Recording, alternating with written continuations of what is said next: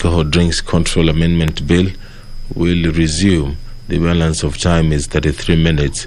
This debate is for the second reading. The Kenya Deposit Insurance Amendment Bill, National Assembly Bill number 43 of 2020, has also been lined up for debate for the second reading. This bill is courtesy of the Honourable Member Abdul Rahim. The Community Health Workers Bill, National Assembly Bill number 30 of 2020, is also in the order of business this morning for the second reading. The bill is by the Honourable Member Martin Peters Owino. The Constitution of Kenya Amendment Bill, National Assembly Bill number 19 of 2019, is also in the order of business. The debate on this bill was last took place on Thursday, March 25th, 2021. The balance of time is 3 hours 10 minutes. Other bills which have been lined up for debate include the Pharmacy and Poisons Amendment Bill, the Kenya Information and Communications Amendment Bill, the Computer Misuse and Cybercrimes Amendment Bill, the National Construction Authority Amendment Bill, the Labour Relations Amendment Bill, the Pensions Amendment Bill, the Health Amendment Bill, National Assembly Bill number 14 of 2021, and the Employment Amendment Bill number 2. This is National Assembly Bill number 79 of 2019. There are a number of members who will ask questions. The member for Mwingi Central, Honorable Gideon Mulungi, will ask the Service Commission about the steps TSC is taking to address the acute shortage of teachers in Mwingi Central constituency, which has greatly contributed to the decline in quality of education in the constituency. The question for written reply by the TSC. The member will ask the Secretary of National Government to explain the measures that the ministry has put in place to address psychosocial and stress-related issues occurring among police officers, which have suicides, murders, desertion of duties, and drunkenness. And could the Cabinet Secretary also explain whether an evaluation has been conducted to determine the effectiveness and efficiency of the above measures, and if so, provide any report available on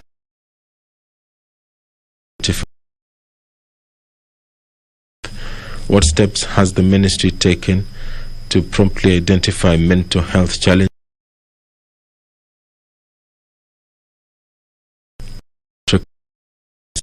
by such officers to the necessary. The question will be replied to the Departmental Committee on Administration and National Security.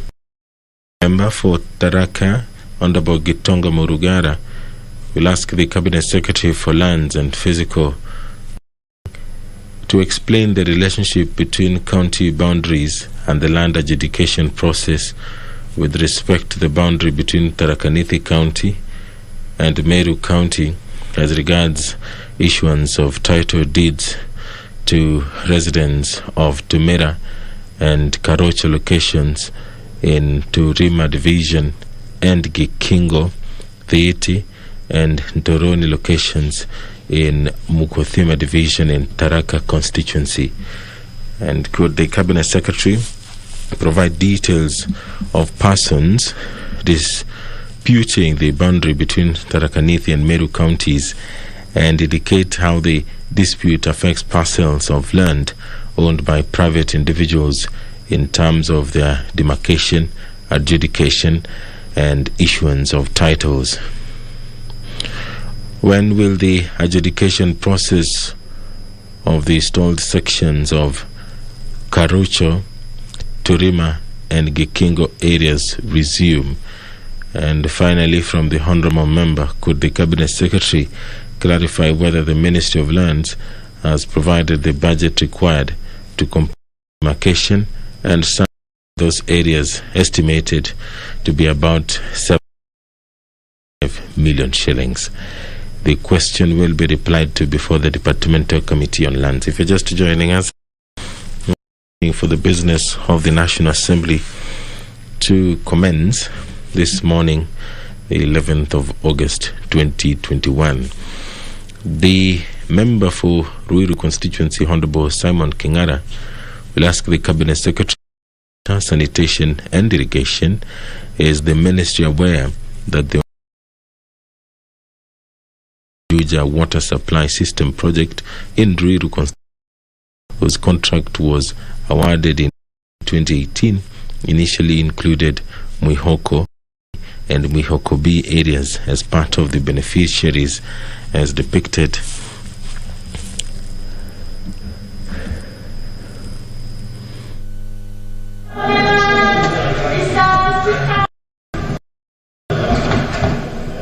The question by the Honourable Member for Ruiru will be replied to before the Departmental Committee on Environment and Natural Resources. The Deputy Speaker of the National Assembly, Honorable Moses Cheboy, has stepped into the chambers. Now I will hand you over for this live broadcast, which has been made possible by the Parliamentary Broadcasting Unit in conjunction with the Kenya Broadcasting Corporation. I am Edward Kabasa. Enjoy your viewing.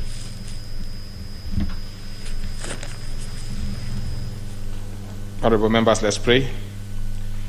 Almighty God, who in your wisdom and goodness have appointed the offices of leaders and parliaments for the welfare of society and the just government of the people, we beseech you to behold with your abundant favor as your servants, whom you have been pleased to call to performance of important trust in this republic. Let your blessings descend upon us here assembled, and that grant that we treat and consider all matters that shall come under deliberations in so just and faithful a manner as to promote your honor and glory, and to advance the peace, prosperity, and welfare of our country and of those whose interests you've committed to our charge. Amen.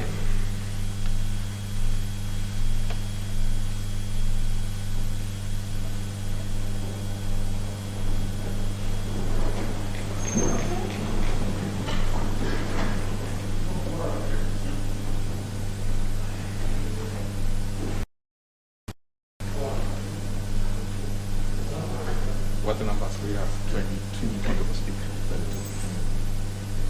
Not too long.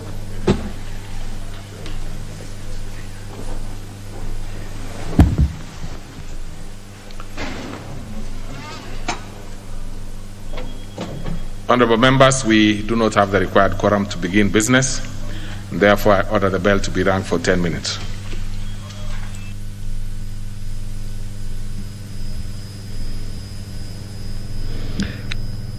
There is not enough quorum for business of the National Assembly to begin this morning, and so the quorum bell will be ringing for at least 10 minutes as respective leadership in the House mobilize or otherwise whip their members to step into the chambers to allow business of the National Assembly to begin. The standing orders of the National Assembly speaks about the quorum necessary for the commencement of the House. Part 7, which speaks about the quorum of the House, subsection 34 or standing order 34.1 says a quorum of the House or of a committee of the whole House shall be 50 members. 34.2 says that if there is not a quorum present when the chair is taken at the time appointed for a meeting of the House immediately after the saying of the prayer, the Speaker shall order the bell to be rung for 10 minutes, and if no quorum is present at the expiration of the 10 minutes, the Speaker may direct that the bell be rung for a further 5 minutes, and if there is still no quorum present, the Speaker shall adjourn the House forthwith to the next sitting. So we are within those 10 minutes as directed by the Deputy Speaker of the National Assembly, Honorable Moses Chiboy, and those members who are within the precincts of Parliament. They are being encouraged to walk into the chambers, take their seats, and enable the business of the National Assembly to proceed. It is important to note that the Parliamentary Service Commission has moved to ensure that Parliament adheres to the COVID-19 protocols, which aims at curbing the spread of the coronavirus within Parliament and its pressings. The House, which would ordinarily accommodate all members, has a lean capacity at the moment. Only a handful of members are allowed to sit in the chamber at a given period of time. That number is slightly above 100 as opposed to the 300 and above which can fit in the chambers of the National Assembly. The COVID-19 pandemic has been in the country for 1.5 years now, and the National Assembly has been playing a leading role in ensuring that it curbs the spread of COVID-19. The member for North Horr constituency, Honorable Chachu Ganya, will ask the Cabinet Secretary for Environment and Forestry to explain why the National Climate Change Council, approved by the National Assembly in December 2016, is yet to be convened to date. Could the Cabinet Secretary also explain why the Climate Change Fund, provided for in the Climate Change Act of 2016, is not yet operational? Could the Cabinet Secretary provide the status of the National Climate Change Action Plan 2018-2022, which is perceived to be operational, yet the Council that is mandated to approve its operations under the Climate Change Act of 2016 has never been convened? The question by the Member of Parliament for North Horr will be replied to before the Departmental Committee on Environment and Natural Resources. The member for Emuhaya constituency, Honorable Mboko Milemba, will ask the Cabinet Secretary for Transport, Infrastructure, Housing, Urban Development and Public Works to explain the circumstances that led to the demolition of houses at Emulaka, Ebulinji, Ematindo and Ebusanjili areas in Emuhaya constituency on 20th July 2021, despite some of the occupants possessing title deeds.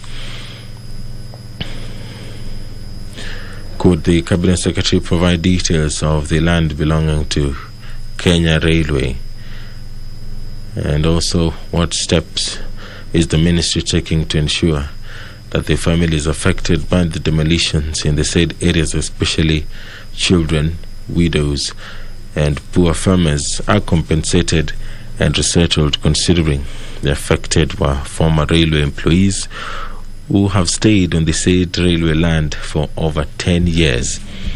The question by the Honourable Member for Emuhaya constituency will be replied to before the Departmental Committee on Transport, Public Works and Housing.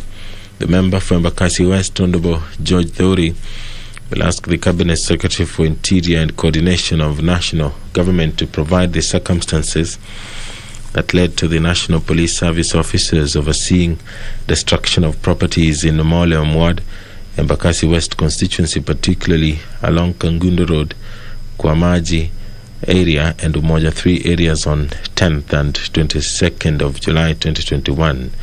Could the Cabinet Secretary explain whether there was any court order or statutory notice given to the residents to vacate the land prior to the demolitions of the properties? What steps has the ministry taken to compensate the said victims for loss of their properties and livelihoods?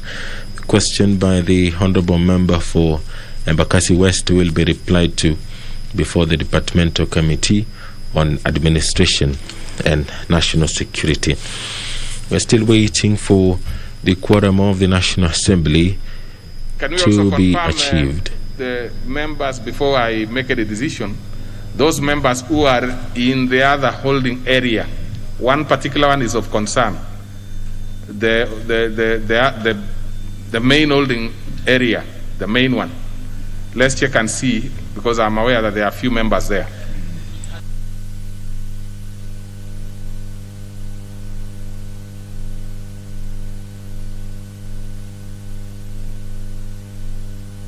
Speaker of the National Assembly has directed the House leadership to ensure that any member who is within the precincts of Parliament, especially the holding area, honourable to members, make their way into the chamber.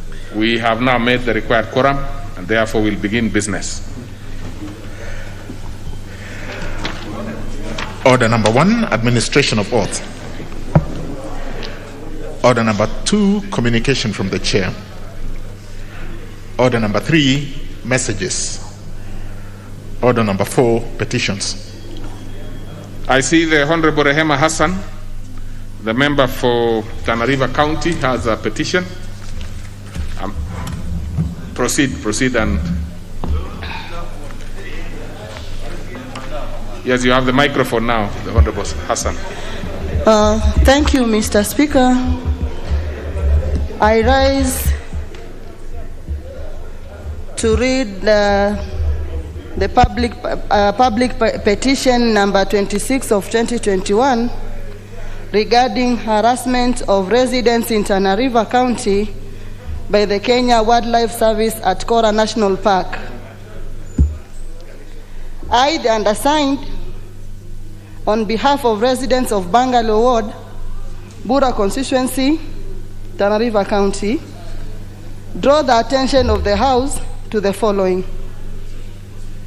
That Kora National Park, which spans over 1,787 square kilometers, is a natural resource in Tana River County that offers sanctuary to wildlife, including several of the big 5 species. That Kora was upgraded from a game reserve to a national park without the awareness and participation of the residents of the settlements adjacent to the park and the wider residents of the county.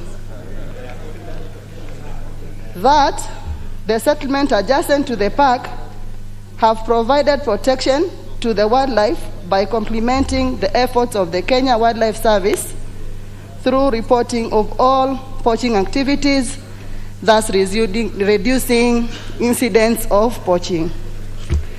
That the KWS has failed to help mitigate human-wildlife conflicts in the area, neglected collaboration with communities living close to the wildlife habitations, and further failed to give incentives for the wildlife resource conservation and management through corporate social responsibility and community sensitization.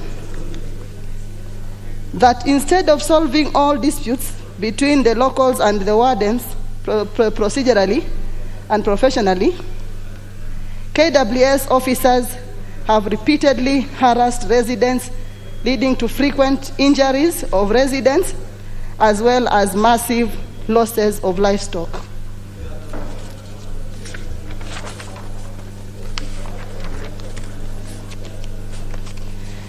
That the arising disputes are administratively presented in Meru County, where the park is managed from instead of Tana River County, where the park is situated. That the growth of the neighboring Boca town, which is situated at the boundary of the park, has been inhabited by KWS's constant intimidation, of business people intending to invest in the town, thereby raising suspicion of the future plans to overturn the town via park boundary expansion. That efforts to have these grievances addressed by the relevant government agencies, including the Kenya Wildlife Service, have not yielded any fruit. And that the issues in respect of which this petition is made are not pending before any court of law or other constitutional or legal body. Therefore, your humble petitioners pray that the National Assembly, through the Departmental Committee of Environment and Natural Resources, 1, engages the relevant government agencies with a view to determining the original boundary demarcation between Kora National Park and the adjacent community settlements, including Boka Town community. 2, obtains for public access the public participation and corporate social responsibilities report from KWS emanating from engagement with the local residents living around Kora National Park. 3, reverts the park back to its original status of game reserve and secures the involvement of local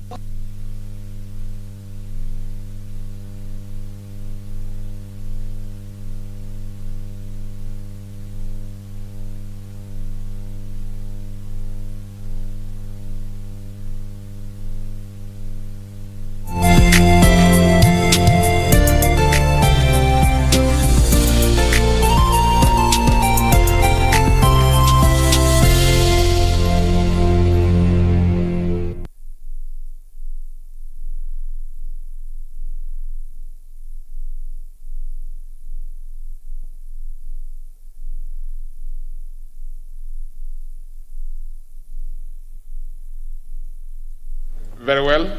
Now, on this particular one, I'll give a few members who might want to give some thought to that particular petition. Honorable Murugara, you want to speak to this one? Thank you. Thank you very much, Mr. Speaker. Mr. Speaker, this petition is quite timely because for sure I know Kora National Park, which is an extension and borders the Meru National Park, which also borders my constituency. It is important that once a game reserve is being upgraded from a game reserve to a national park, there is adequate public participation. And this is the complaint that the Honorable Member for Tana River has, that the government just upgraded Kora National Park from a game reserve, which it has always been since the times of Adamson, when he used to live there. And then it becomes a national park, as a result of which the residents neighboring and also who are stakeholders are actually negatively affected. And this is not just to Kora, even to Meru National Park as we speak now. There is a dispute that is ongoing between the residents of Balambala constituency and the residents of my constituency, purely because there has been no public participation as regards the movement between the Meru National Park, Balambala and Tharaka constituency. As a result of which there are skirmishes, there is unrest, which we are asking the government to look into. This is timely and therefore needs immediate attention. Thank you very much. Honorable Mboko Milemba.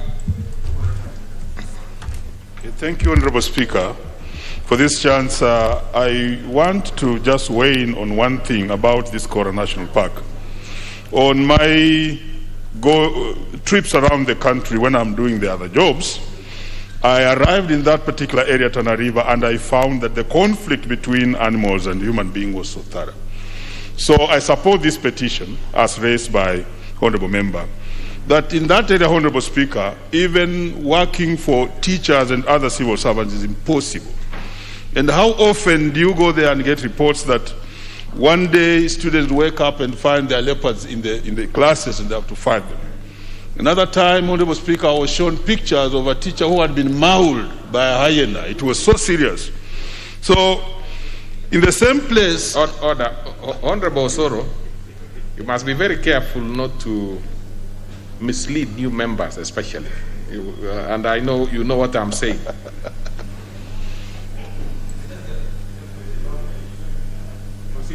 Thank you. So in the same area, Honorable Speaker, when it comes to even events like exam, supervision, and administration, it's almost impossible because of this human-wildlife conflict that it has been let go loosely without control. So I want to support, because I've been there, is an area, Honorable Speaker, where schools are run even under the trees, despite the fact we'll find the Minister for Education speaking very strong. Thank you, Honorable Speaker. I support. Honorable Raso, member for Saku. Thank you very much, Honorable Speaker. Honorable Speaker, I support this petition on about 3 grounds. One, these animal sanctuaries, whether they are national park or national reserve, belong to the people of Kenya. And as such, the constituents or the people who border those parks and national reserve actually must co-own that particular facility with the government of Kenya. Honorable Speaker, secondly, KWS appear to be so concerned about the animals, the animal welfare, and with total disregard for the well-being of the communities who live around those sanctuaries.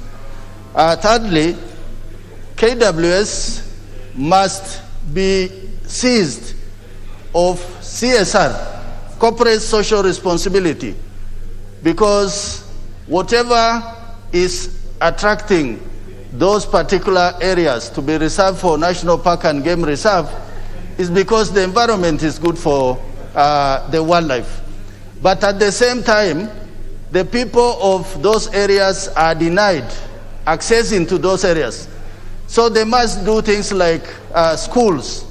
They must make sure there's compensation when animals destroy public facilities or even social amenities. Thirdly, the issue of water is very important, because around this park, during this time, especially when there is drought, the livestock keepers go into these reserves and game park. So to avoid that, they must make sure that they invest in water resources for the communities who live around those parks. Thank you, Honorable Speaker. Honorable Chachuganya.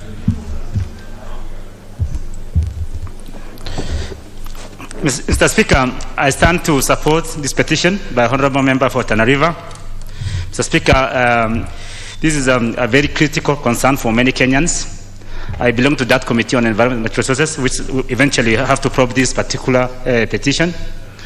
But Mr. Speaker, at the end of the day, it's this House to make a decision, because whenever we are gazetting national parks in this country, it is this Parliament or the August House which will make that final determination once we reach that particular stage.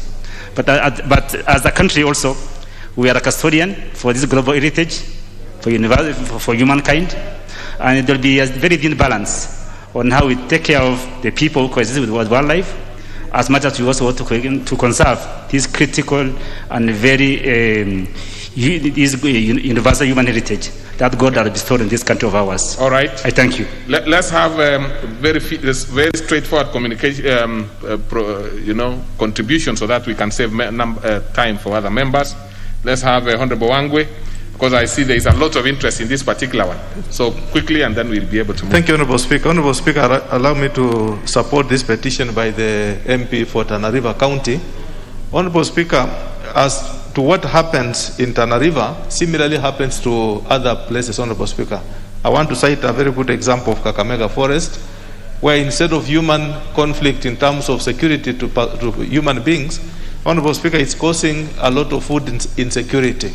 You find that wildlife from the forests are now invading farms, and those farms are no longer now producing enough food to serve the people. Therefore, Honorable Speaker, this petition, I would urge the Honorable Chair, who is here with us, that let him do a very thorough inquiry into the whole issue in totality, bring it to us, and then, Honorable Speaker, with the suggestions, we should now be able at least to formulate how to resolve this thing once and for all. Thank you, Honorable Speaker.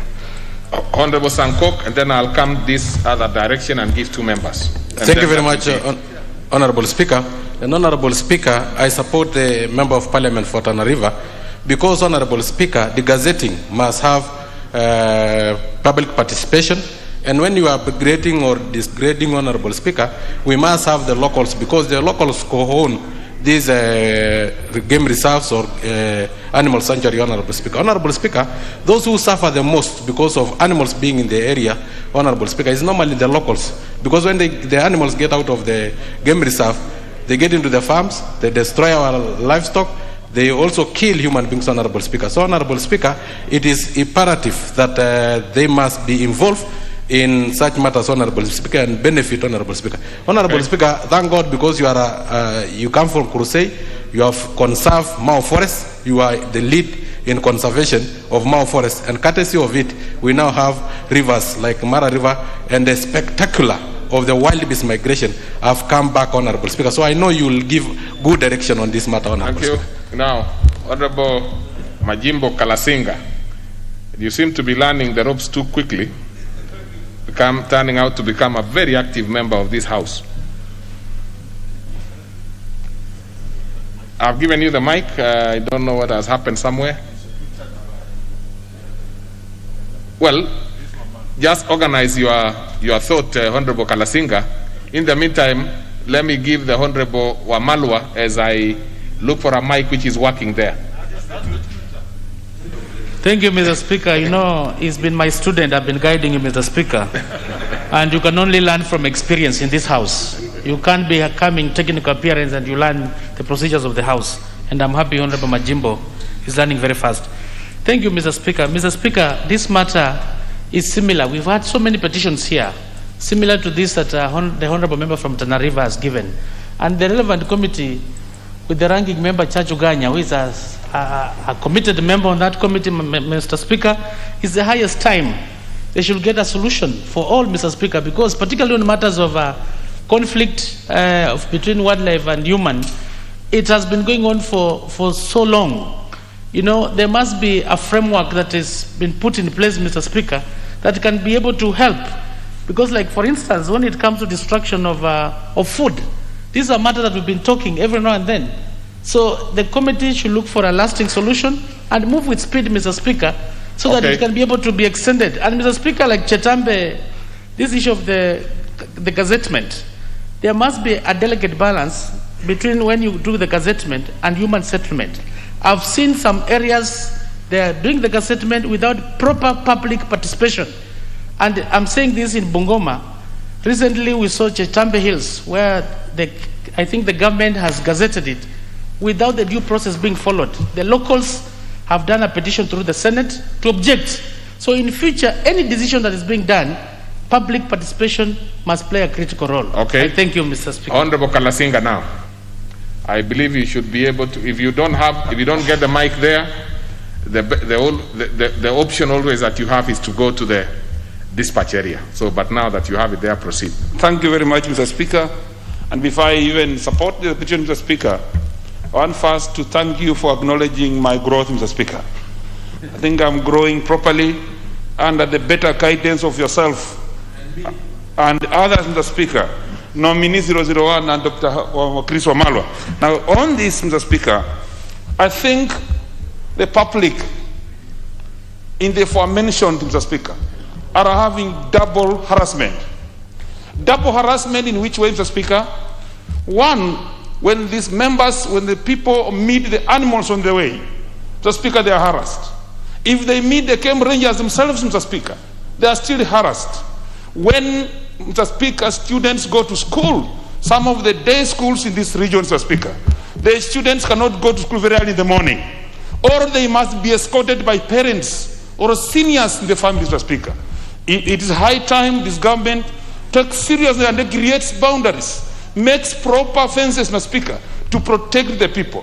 When you look at how food is destroyed, in Meru, Mr. Speaker, elephants, Mr. Speaker, destroy farm, they destroy maize and all other produce in the farm. Mr. Speaker, this is time when you realize that some people who have got animals like goats and sheep, Mr. Speaker, They wake up one morning to find all of them destroyed by these wild animals. So, Mr. Speaker, I agree with the petition and I support this one. Thank you, Mr. Speaker. Okay, I think, honorable members, we can leave it at that. Let's go to the next order. Order number 5, papers. Order number 6, notices of motion. Order number 7, questions and statements. On that particular order, we will start with the segment on questions. Then we will go to both responses and requests for statements. So starting as of this morning is a member for Mwingi Central. Okay, so we then go to the honorable member, the honorable nominee, Honorable Keter, Gideon Keter, has made a request which we accept, that we defer the question. So we go to the member for Tharaka, the Honorable Gitonga Murugara. Thank you very much, Mr. Speaker. Mr. Speaker, allow me to ask question number 284 of 2021, directed to the Cabinet Secretary for Lands and Physical Planning. Number 1, could the Cabinet Secretary explain the relationship between county boundaries and the land adjudication process with respect to the boundary between the Tharaka Nithi County and Meru County as regards issuance of title deeds to the residents of Turema and Karocho locations in Turema Division and Gekingo, Thiite and Torone locations in Mukothima Division, both of Tharaka constituency. Number 2, could the Cabinet Secretary provide the details of persons disputing the boundary between Tharaka Nithi and Meru counties and indicate how the dispute affects parcels of land owned by private individuals in terms of their demarcation, adjudication, and issuance of titles? Number 3, when will the adjudication processes of the stored sections of Karocho, Turema, and Gekingo areas resume? And number 4, could the Cabinet Secretary clarify whether the ministry has provided the budget required to complete the demarcation and survey processes in those areas, estimated to be about Kenya shillings 7,750,000? Thank you, Mr. Speaker. Very well. That one will be replied to before the Departmental Committee on Lands. And I want to revisit the previous order by, of course, committing this particular petition to the relevant committee, which is Committee on Environment. And I see the chair is in the House. Are you able to indicate how your timelines? Are you able to indicate the timelines that you require to process it? But anyway, I think we normally have the normal required timelines. I'm sure you'd be able to work on it within that particular time.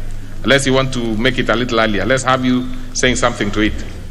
Yes, proceed. Thank you, Mr. Speaker. Mr. Speaker, I want to appreciate the petition by the Honorable Lema Hassan, who is also a member of the committee, and I want to give the undertaking that within the next 1 month, you will have disposed of with that petition. That will be perfect. So that is perfect. So let's proceed with the order we were in, and therefore ask the member for Ruiru, the Honorable Simon Kingara, to ask his question. Thank you, Mr. Speaker, sir, for according me this opportunity to ask question number 289 of 2021 on behalf of the great people of Ruiru, especially Mwihoko Ward. The question, Mr. Speaker, sir, is directed to the Cabinet Secretary for Water, Sanitation and Irrigation. 1, Mr. Speaker. Is the Ministry aware that the ongoing Great Githurai Ruiru Juja Water Supply System project in Ruiru constituency, whose contract was awarded in May 2018, initially included Mwihoko A and Mwihoko B areas as part of the beneficiaries as depicted environmental and socio impact assessment, that is ESIA report of EIA 1460 all the way to 1469. Question number 2, what measures has the ministry taken to ensure that the proposed areas in Mwihoko Ward, where public participation was held by the ESIA team, including Q Ward, benefit from the water supply project? Number 3, Mr. Speaker, could the Cabinet Secretary provide the timelines as to when Mwihoko area will be included in the project before its scheduled completion by the year 2021? Thank you, Mr. Speaker. Very well. That will be replied to before the Departmental Committee on Environment and Natural Resources. So we go to the next one by the Honorable Chachuganya, member for North Hall. Thank you, Mr. Speaker. Mr. Speaker, allow me to ask question 291 of 2021 to the Cabinet Secretary for Environment and Forestry. 1, Mr. Speaker, could the Cabinet Secretary explain why the National Climate Change Council, approved by the National Assembly in December of 2016, is yet to be convened to date? 2, Mr. Speaker, could the Cabinet Secretary also explain why the Climate Change Fund provided for in the Climate Change Act of 2016 is yet to be operational? 3, Mr. Speaker, could the Cabinet Secretary provide the status of the National Climate Change Action Plan 2018 to 2022, which is perceived to be operational, yet the Council that's mandated to approve its operations under the Climate Change Act 2016 have not been convened? I thank you, Mr. Speaker. Very well. Again, that one will be replied to before the Departmental Committee on Environment and Natural Resources, which you also happen to be a member. Next is the member for Emuhaya, the Honorable Omboko Milemba. Thank you, Honorable Speaker. I rise to ask question number 292 of 2021 to the Cabinet Secretary for Transport, Infrastructure, Housing, Urban Development and Public Works. Could the Cabinet Secretary explain the circumstances that led to demolition of houses at Emuraka, Ebulingi, Matindo, and Ebusanjiri areas in the Emuhaya constituency on 20th July 2021, despite the occupants possessing title deeds? Number 2, could the Cabinet Secretary provide details of the land belonging to the railway line in the area? Number 3, what steps is the ministry taking to ensure that the families affected by the demolitions in the said areas, especially the children, widows, and poor farmers, are compensated and resettled, considering that the affected have stayed on this land for more than 50 years? Thank you, Honorable Speaker. Very well. That one will be replied to before the Departmental Committee on Transport, Public Works and Housing. So we go to the next and the last one by the member for Embakasi West, Honorable Theuri. Thank you, Mr. Speaker. Allow me to ask question number 301 of 2021 to the Cabinet Secretary for Interior and Coordination of the National Government. Number 1, could the Cabinet Secretary provide the circumstances that led to the National Police Service officer overseeing destruction of property in Molem Ward, Embakasi West constituency, particularly along Kagundo Road, Kwamaji area and Umoja 3 areas on 10th and 22nd July 2021. Number 2, could the Cabinet Secretary explain whether there was any court order or statutory notice given to the residents to vacate the land prior to the demolition of their properties? Number 3, what step has the ministry taken to compensate the said victims for the loss of their property and livelihoods? Thank you, Mr. Speaker. That one will be replied to before the Departmental Committee on Administration and National Security. Then now we go to the segment on statements. I think the better way is to start with the statement request, and then we go to the responses to various statements.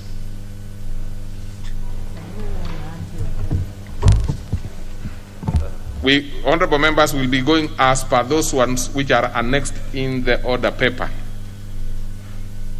So I believe it should be the one by Honorable Kingola. Actually, it's the only one that is being requested. The rest are responses. Thank you, Mr. Speaker, for giving me this chance. Honorable Speaker, pursuant to Standing Order number 442C, I wish to request for a statement from the chairperson of the Departmental Committee on Environment regarding the imminent health and environmental disaster posed by a damaged section of sewerage system along Mombasa Road.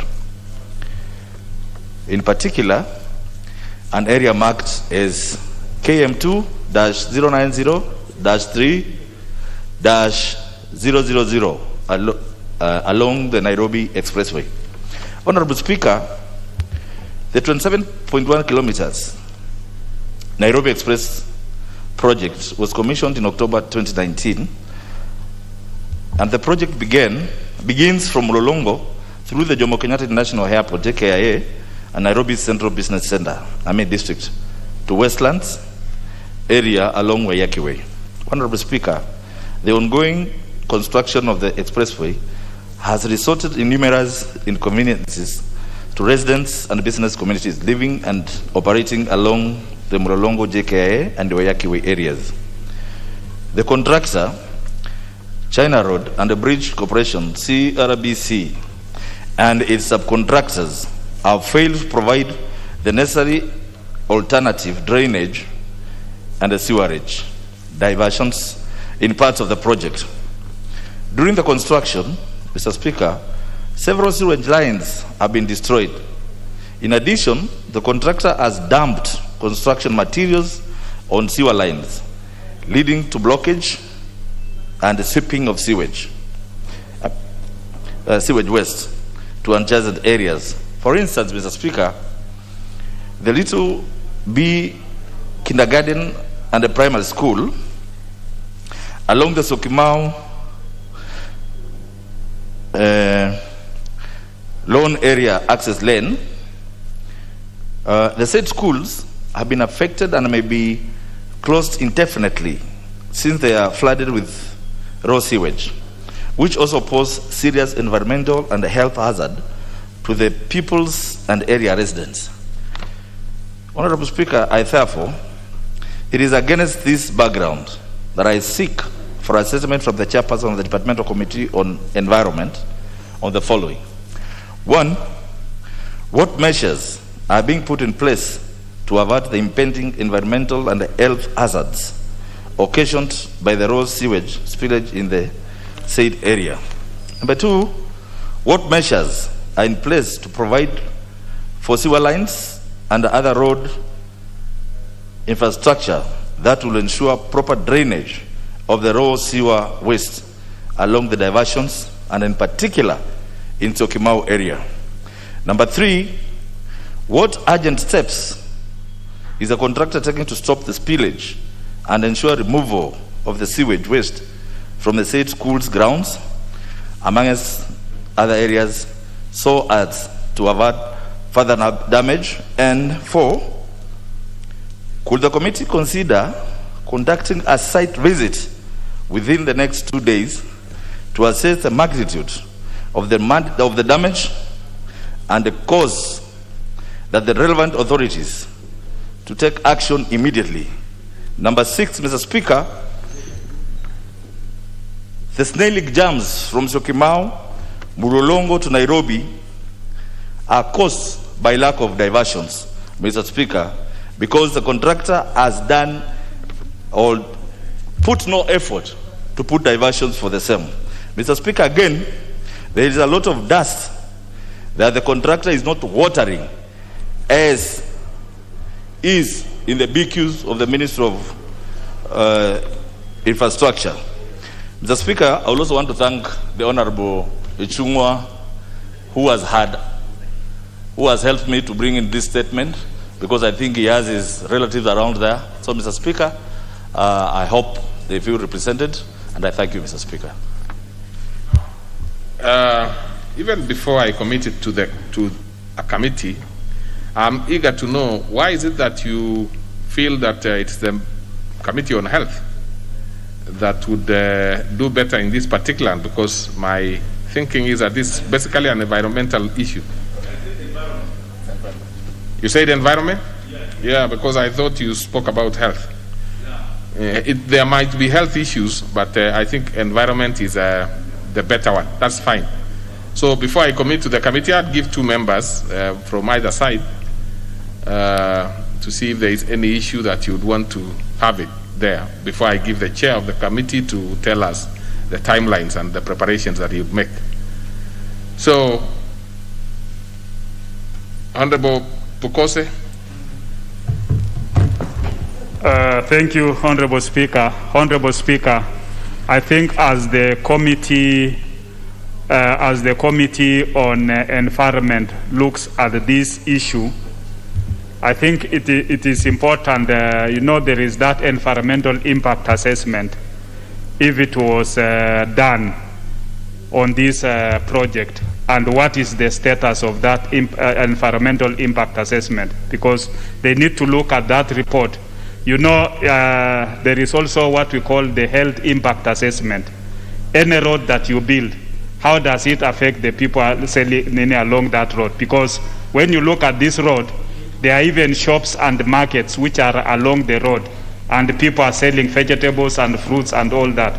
How do we protect our people from those challenges, and especially the health impact assessment? Okay. Let's have the Honorable Mbiuki telling us what he's going to do, the Honorable Chair.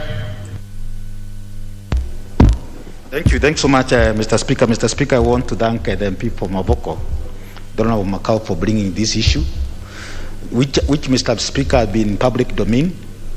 And I want to appreciate the magnitude of the environmental and health issues which have been raised.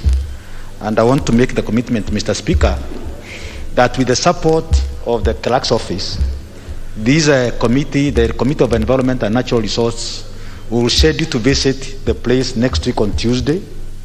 And at the same time, within the course of next week, Mr. Speaker, we engage the relevant authorities, and specifically the Ministry of Infrastructure, as well as the Ministry of Water and Sanitation. Mr. Speaker, we're having two contracts there. There's the contract to do the expressway, and the government has also committed more than 3 billion to relocate the existing water and sewer pipeline.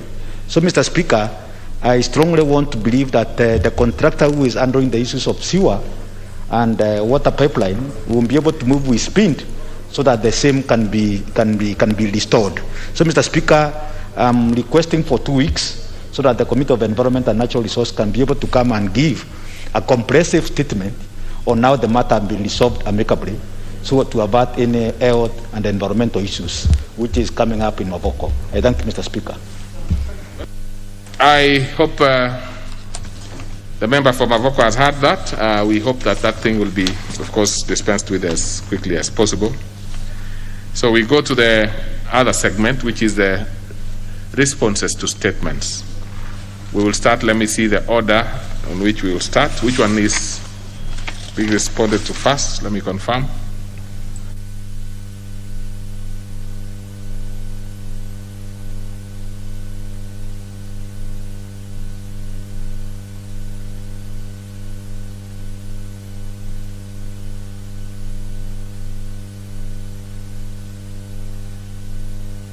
So then we will start with the response to the Honorable Kangogo Bowen's request for statement on banditry attack and killings in Marakwet East constituency, which will be responded to by the Chair Administration and National Security Committee. Are you ready, the Honorable Chair? Yes, sir. Then proceed. Thank you, Honorable Speaker. Honorable Speaker, this is a response to request for statement by the Honorable Member for Marakwet East, the Honorable Kangogo Bowen, who sought the following from the Cabinet Secretary in charge of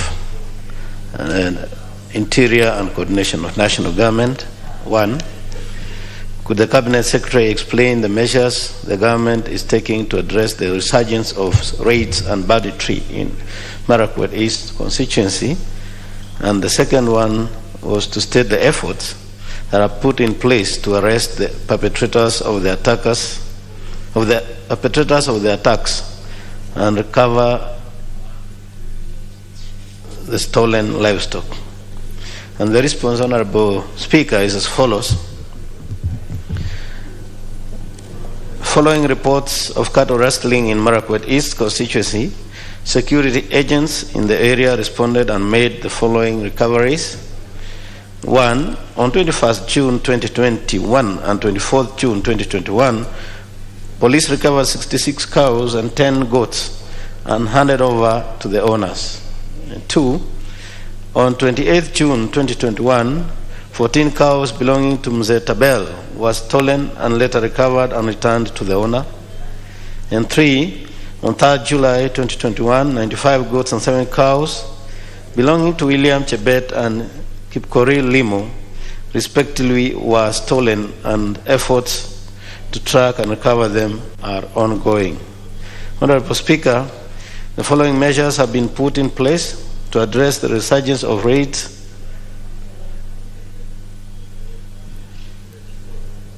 and banditry in the constituency. 1. Peace committees are actively engaged in bringing the warring communities together.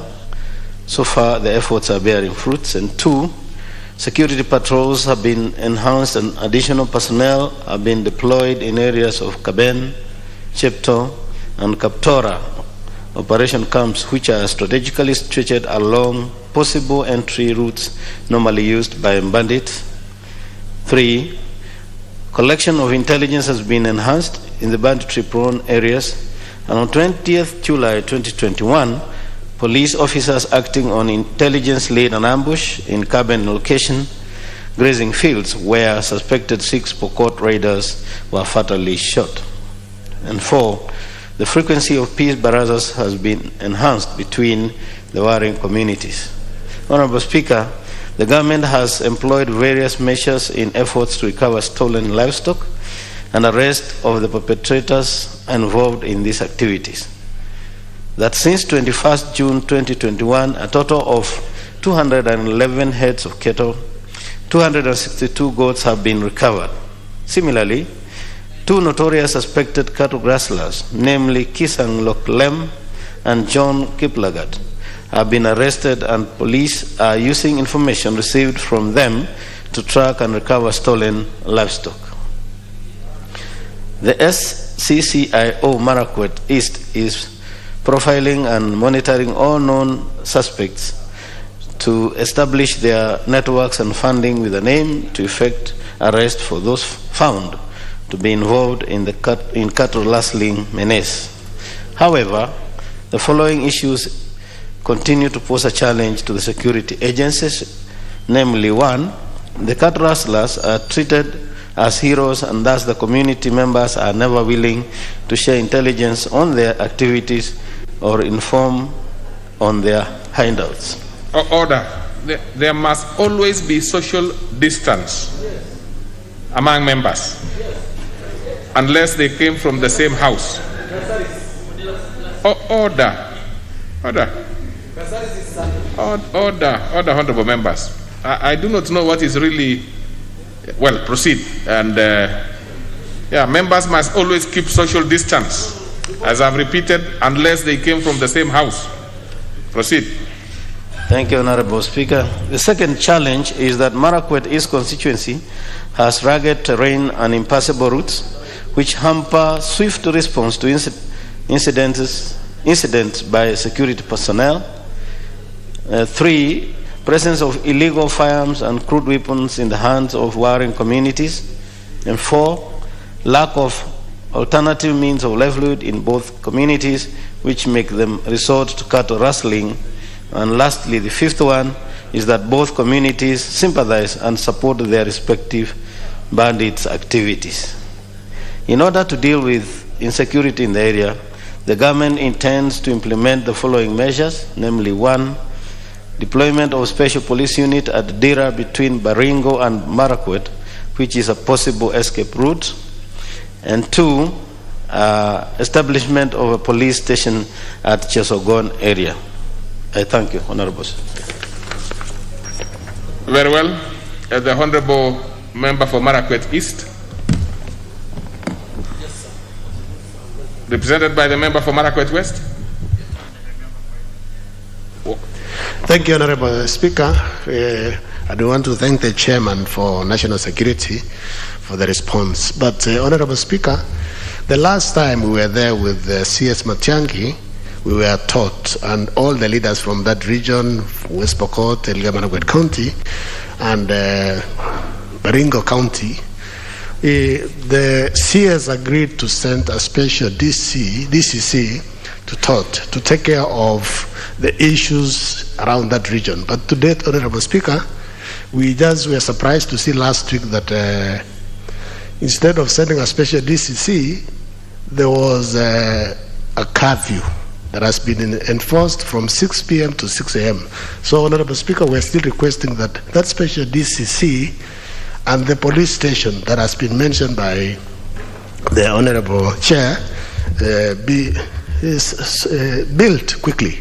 They can even set up a police post initially, using tents so that security is restored. But we are happy so far. For the last 1 week or so, there is relatively peace in the area. Thank you, Honorable Speaker. Okay. Well, I'm trying to look out for a new member because I see the rest of the members who have made requests are the normal. Okay, let's go to Honorable Dr. Pukose. Apparently, Honorable Speaker, I was MOH in Marakwet, and I know the place very well. Honorable Speaker, this issue of cat rustling has actually been there for quite a long time. And I want to thank the Chair Security for the response which is made. But it's important that when you go to, there's a police station at a place called Mokil. And that police station actually needs to be, at times you find that they have challenges when it comes to even patrol in terms of the vehicles. So I think when the contract for the vehicles, the lease agreement is renewed, I think it is good to enhance that place with more vehicles so that you can enable the officers to be able to trace these cattle rustlers, especially where you've responded that they are still following up those cattle that were stolen. Following up cattle that have been stolen for more than 2 weeks is a very long time. Recovering them is a challenge. I think the government also needs to put in measures for even issuing cows for wealth creation in areas like that. How do you support what is there to support those whose cattle and that is their only livelihood that they had?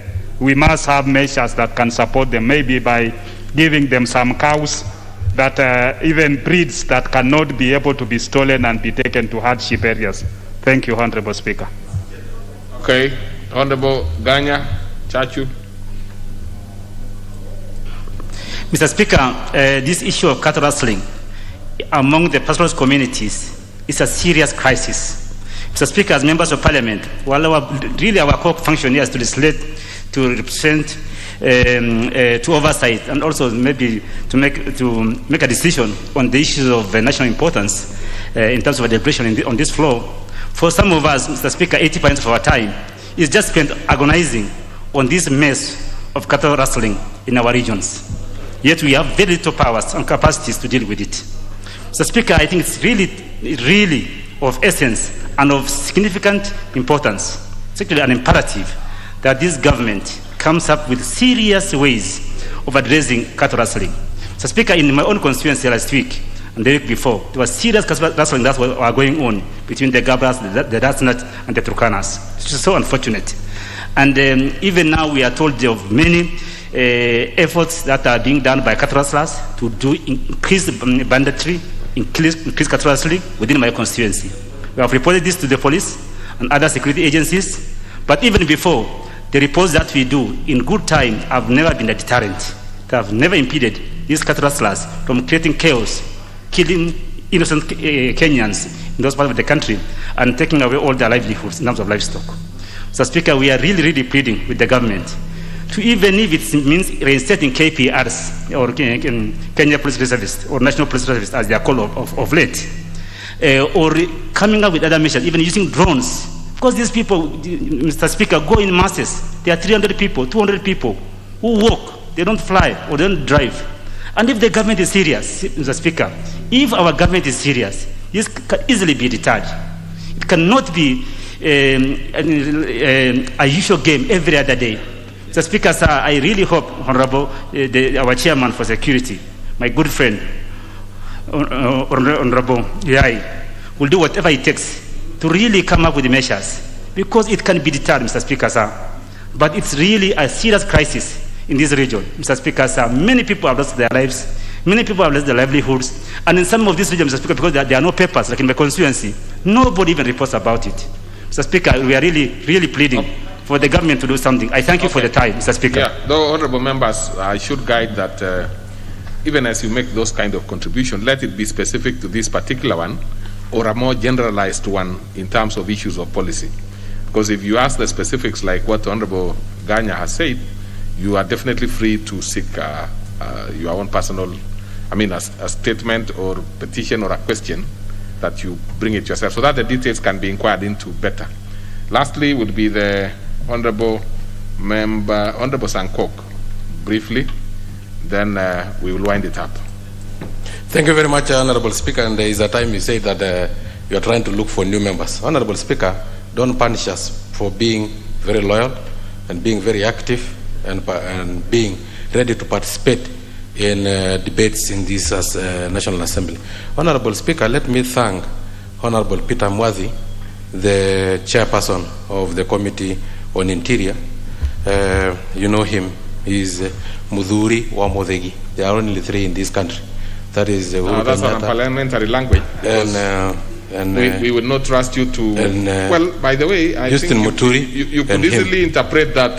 Yeah, let me interpret. That would be very interesting. Yes, that means there are only 3 people in this country who have been given the leadership, traditional rungu in Kikuyu, and those are then how did 3. How did you know it? There are 3. No, I know because history is very clear and it is all over.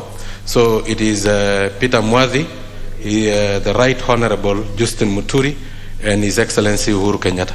Honorable Speaker, so I thank him for coming up with that very elaborate response to this menace of cattle rustling.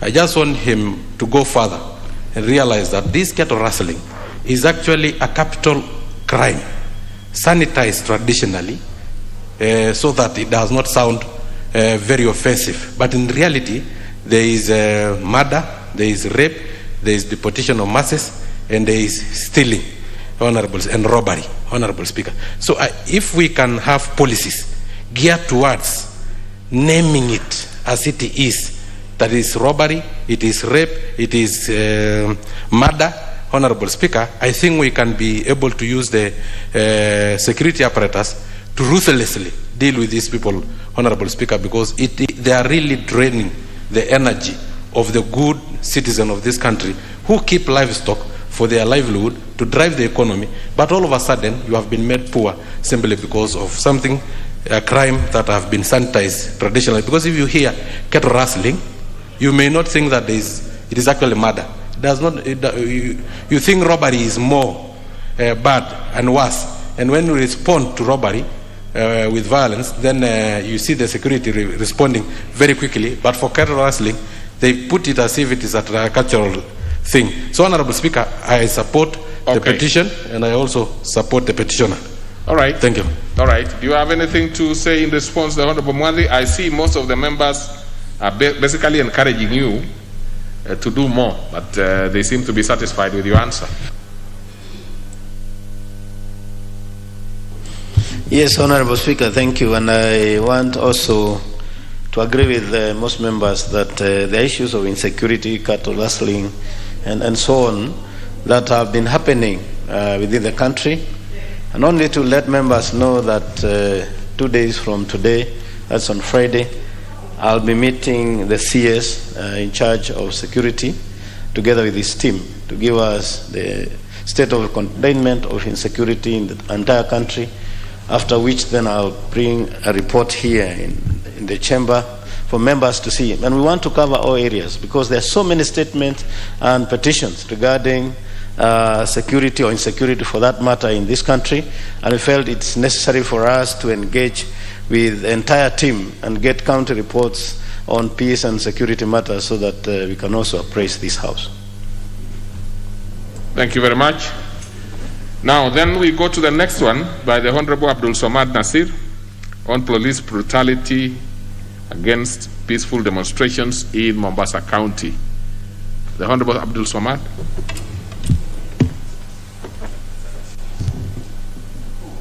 Okay.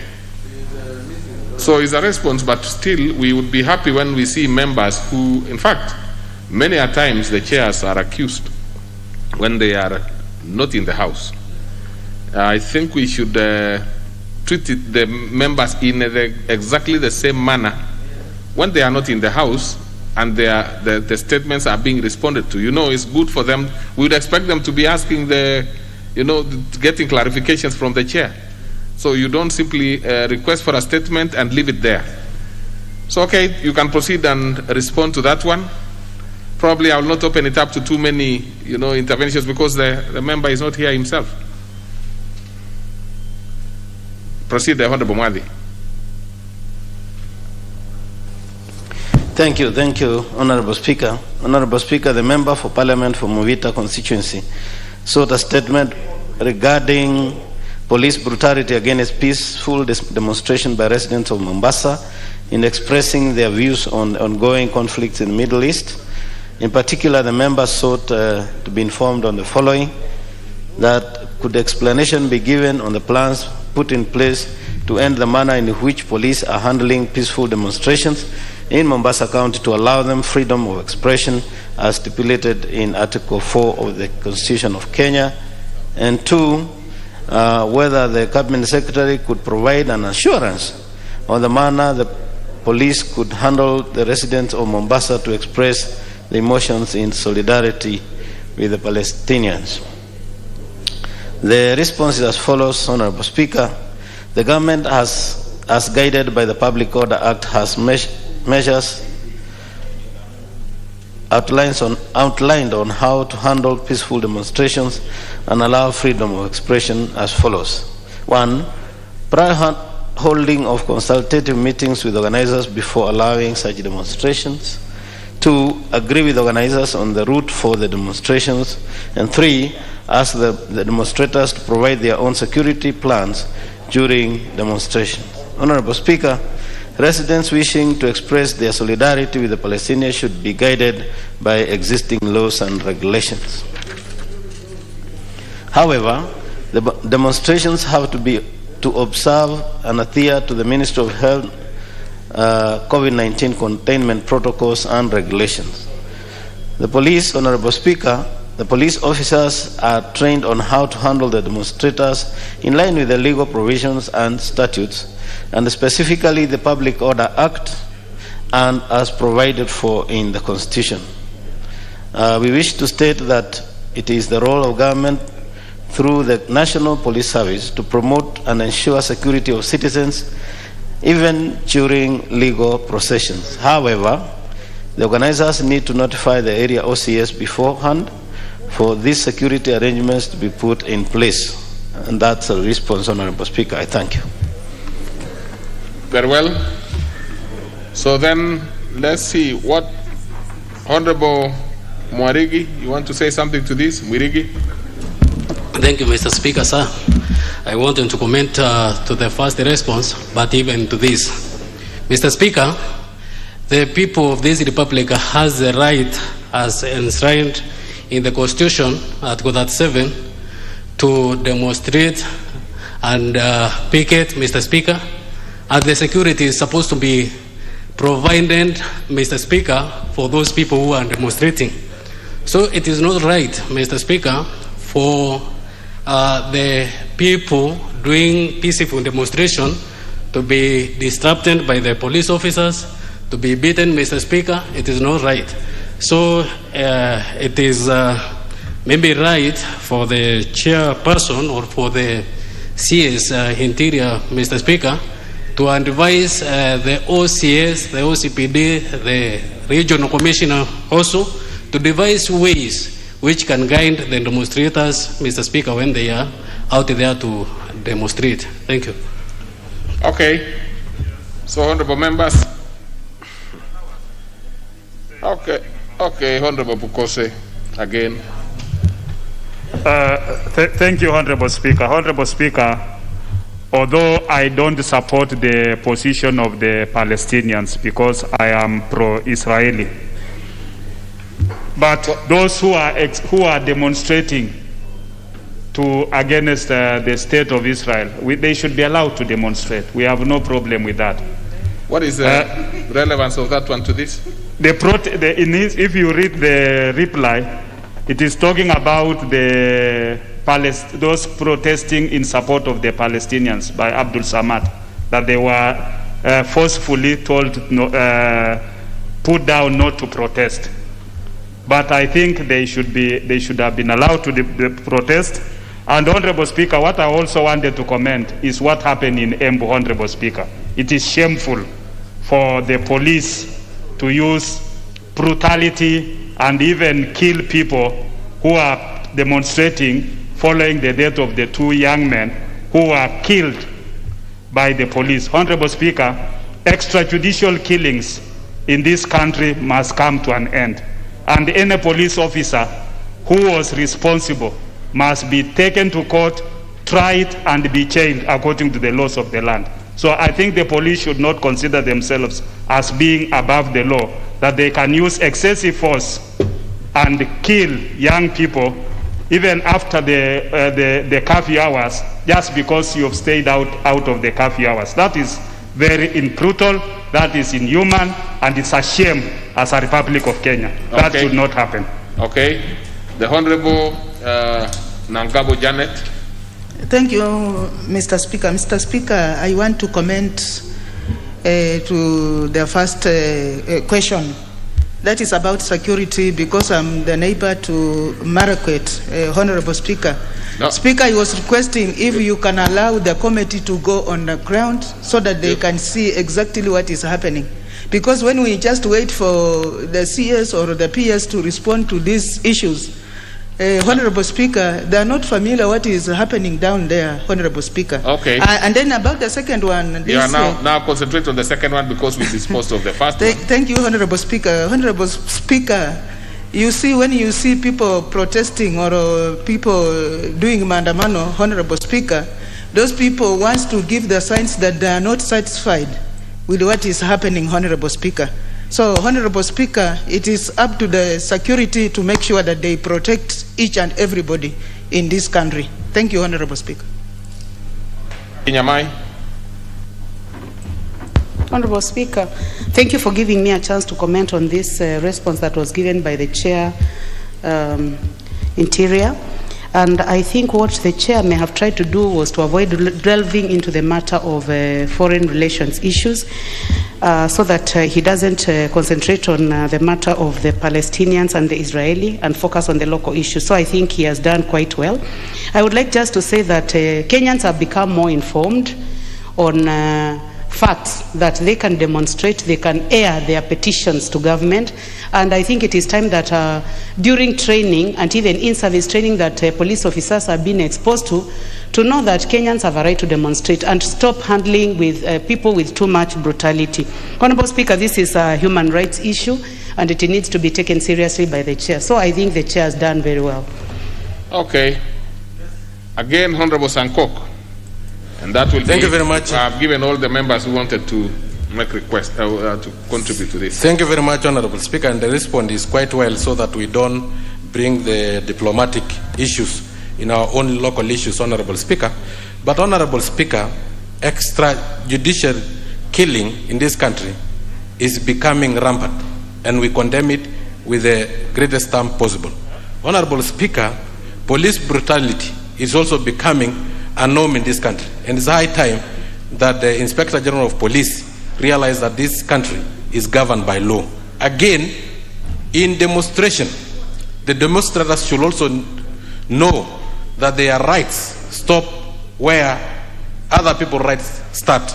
You cannot purport to be demonstrating, destroying properties, and blocking roads, blocking ambulances that are taking people to hospital, and you also want to be treated with dignity while you are infringing into other people's rights. You have the rights as a demonstrator, but also those road users and investors in this country have rights. So I think my advice to the chair is that as you try to address this issue, let us balance so that nobody rights is infringed at whatever cost. Thank you. Very well. So then we move to the next order. No, sorry. Let's have the Honorable Mwadhi responding to anything that arose out of those many interventions. Thank you, Honorable Speaker. And I want to agree with members that yes, the Constitution allows for demonstration, picketing, and so on. But the only thing is that it needs to be done with the confines of the law, and that's what the CS is saying, that there needs to be discussion between the OCA so that what is it, Honorable Sanko? Honorable Pasaris seem to be attracting a lot of, because the social distance in this country is still a directive from the Ministry of Health. Honorable Speaker, and Honorable Pasaris was earlier sandwiched between the two honorable members, order. And now again, order. There are no sandwiches here. Order, Honorable Sanko. Yes. Take your seat. You have made a very reasonable. You have made a very reasonable intervention that we should keep safe distance. But the issue of sandwiches here and others, we are in the chamber. Those ones are probably in the other side. But honorable members, kindly, now honorable members, you must keep social distance. Honorable members, you must keep some social distance, and I see some members actually flouting that even as maybe I would help you members to send some of you out so that you can consult better outside there. Yeah. Honorable Wanjala, now I must Honorable Wanjala. No, it's this one. It's mostly Honorable Pasaris is the one that's doing it. Take your seat, Honorable Pasaris. And Honorable Wanjala, you will not be allowed at all to flout the social distance requirement. Thank you very much. Let's proceed. Thank you, Honorable Speaker.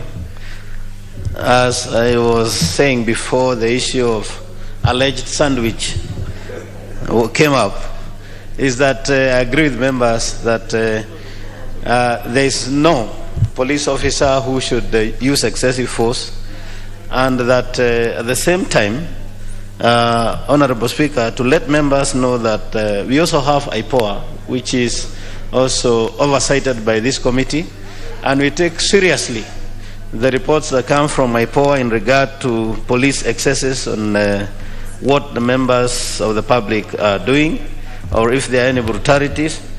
But at the same time, to inform members that it's good for anybody wishing to demonstrate or picket to liaise with authorities as alluded to by the CS, so that one, they can get security, and also the security of those people along which route they will be passing. But generally, Honorable Speaker, we bring this also to the attention of the CS in our meeting with his security team. I thank you. Thank you very much, Honorable Mwadhi, and you've done very well. Present to answer, to respond to all the statements. That is good. And the members, you must keep up. If you do not do that in future, we probably will not ask the chairs to respond. So do we have any other? I'm not aware. Probably that was supposed to be coming in the afternoon. Which one is that, the Honorable Mwadhi? Because to the best of my knowledge, what we were to do in this morning, we have done. Honorable Speaker, I had 3 in the morning and 3 in the afternoon. Which one is that? This one is the one that was requested for by the member for Turkana East constituency, Ali Mohammed Lokiru. You see where the problem is? Whereas I have no problem with that, the members are guided by what is in the appendix of our order paper. So if he is not going to be here, probably will be disadvantaged because he probably did not know that it was going to be responded to. So unless he's here, I would request that you do it in the afternoon.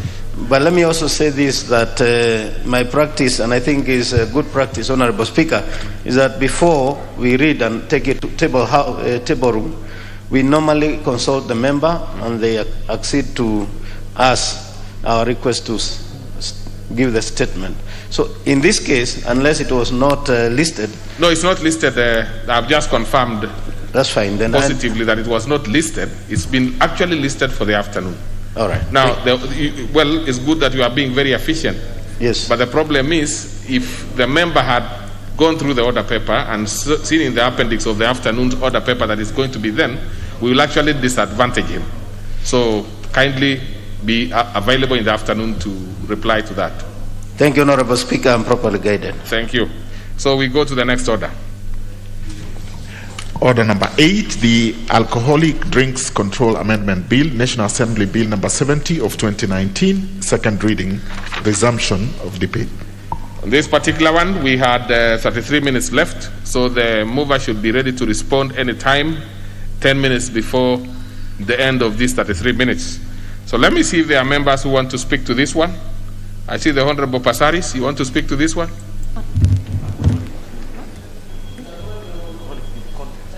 Well, but you had placed your intervention, or what was it about? Okay.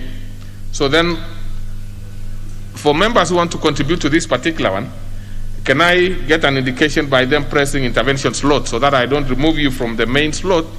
So, I see only one member interested in this, Honorable Murigi. Thank you, Mr. Speaker. Mr. Speaker, first I want to thank Honorable Osoro for bringing this bill here, Mr. Speaker.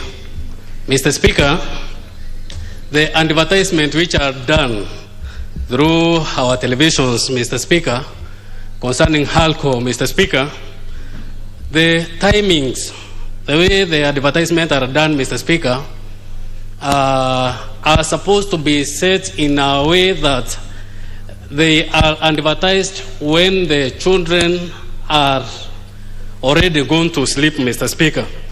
Because those advertisements encourages the young generation, Mr. Speaker, to engage in alcohol, Mr. Speaker, in early age, and even in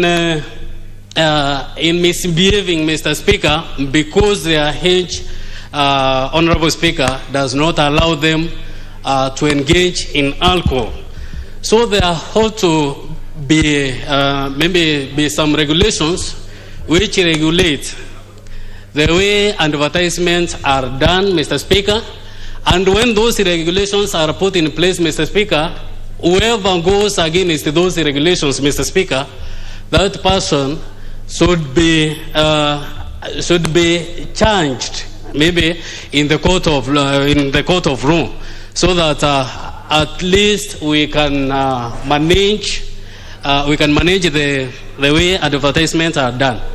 Secondly, Mr. Speaker, the selling of the alcohol.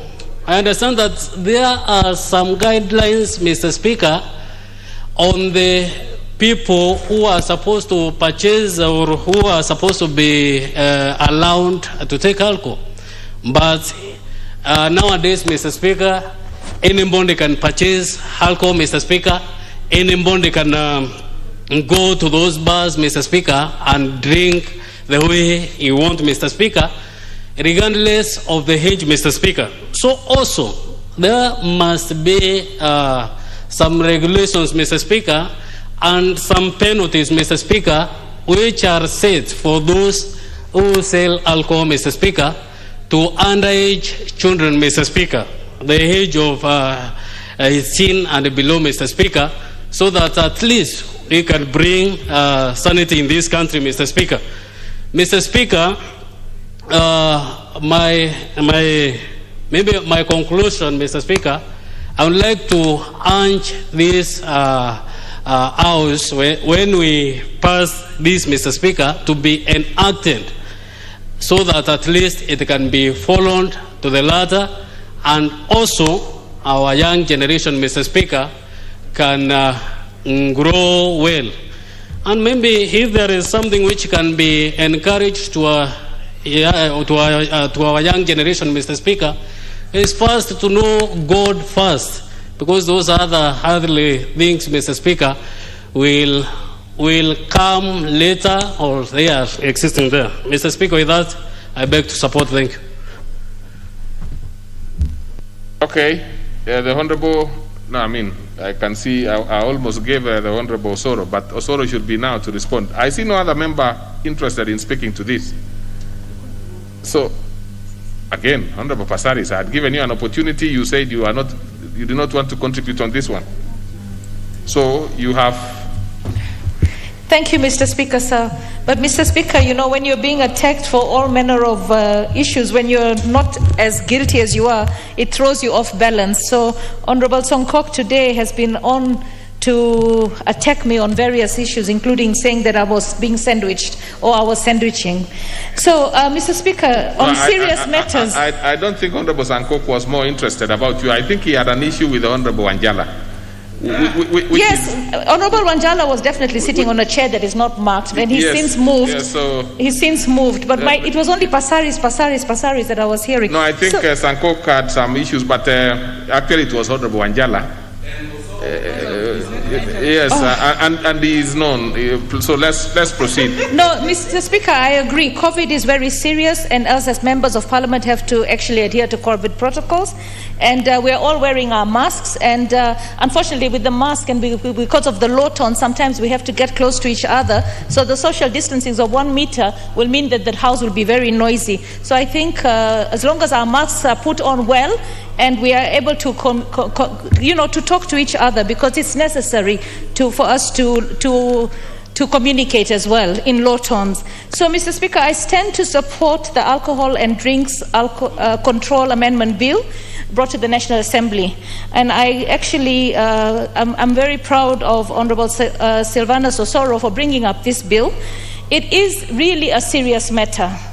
Alcohol and drugs are really ravaging our youth. When we are talking about the hustlers, as we call them, most of the Kenyans right now are actually lost because of alcohol and drug. And the reason, it's because it's been made so lucrative, it's so attractive. And then also our children, when we're sitting as parents watching television with children who are younger, and at the timing that we're watching the children's programs, to have an alcohol commercial come in, or when you're driving your children to school, and that also comes in, you all discussions and contents that are not really good for parents and children to have at the same time. I think we are actually damaging our children, and we're making it very difficult for us to bring up children for tomorrow. Also, in terms of the content, nudity is normally being used. You know, you're trying to make this product very sensuous. And we can see today our young children, I mean, over 200,000 children during the COVID pandemic period and lockdowns got pregnant. And I feel that some of these things that are happening to our society, we have to look at a broader prospect. And we have to agree that when we want to communicate with adults, we communicate with adults during the time that adults are the audience.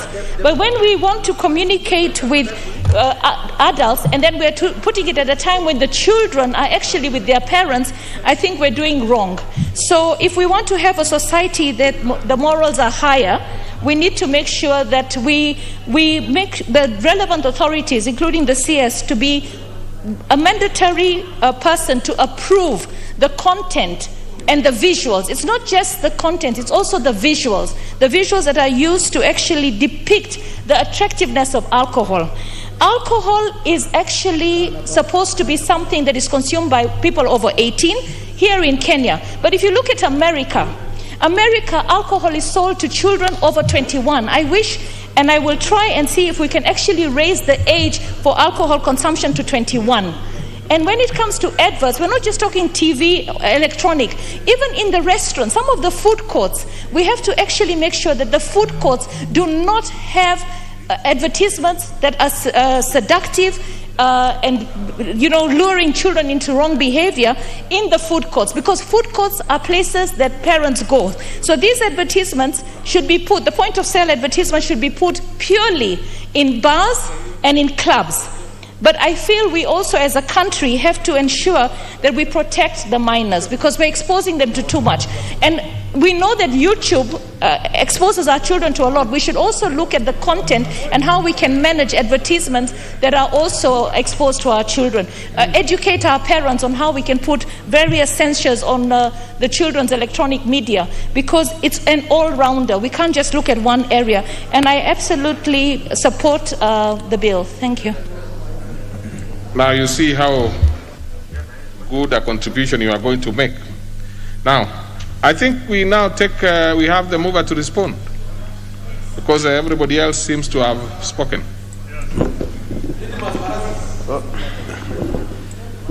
Mr. Speaker, thank you very much. Although Honorable Ditbas Barasa has requested me 1 minute to make a contribution. No, let me ask you, are you the... I am moving you through the chair. You want to contribute? No, I'm responding. I'm replying. You are responding, isn't it? Yes, sir. Yeah, because you are talking about Didmas Barasa. Where is Didmas Barasa? No, he sought 1 minute from me, donation, and I wanted to request you to... No, we don't have a problem with giving out time. In fact, you could give him yourself. But since I have given you now, you are free to donate to any member, because we have not cut debate. Okay. We do not cut debate on this one. So you can give the Honorable Barasa if you wish. Okay. And actually, unfortunately, you should have requested. We were looking for members who want to speak to this, so you should have gotten more time. But now that you did not request at that point, probably you don't even have a card. Just have the 1 minute that you are given by your colleague. Did you say 5 minutes? If you do 5 minutes, then the Honorable Osoro would have five minutes remaining. I said 2 minutes. 2 minutes. 2 minutes, Honorable Osoro. Not Honorable Didmas.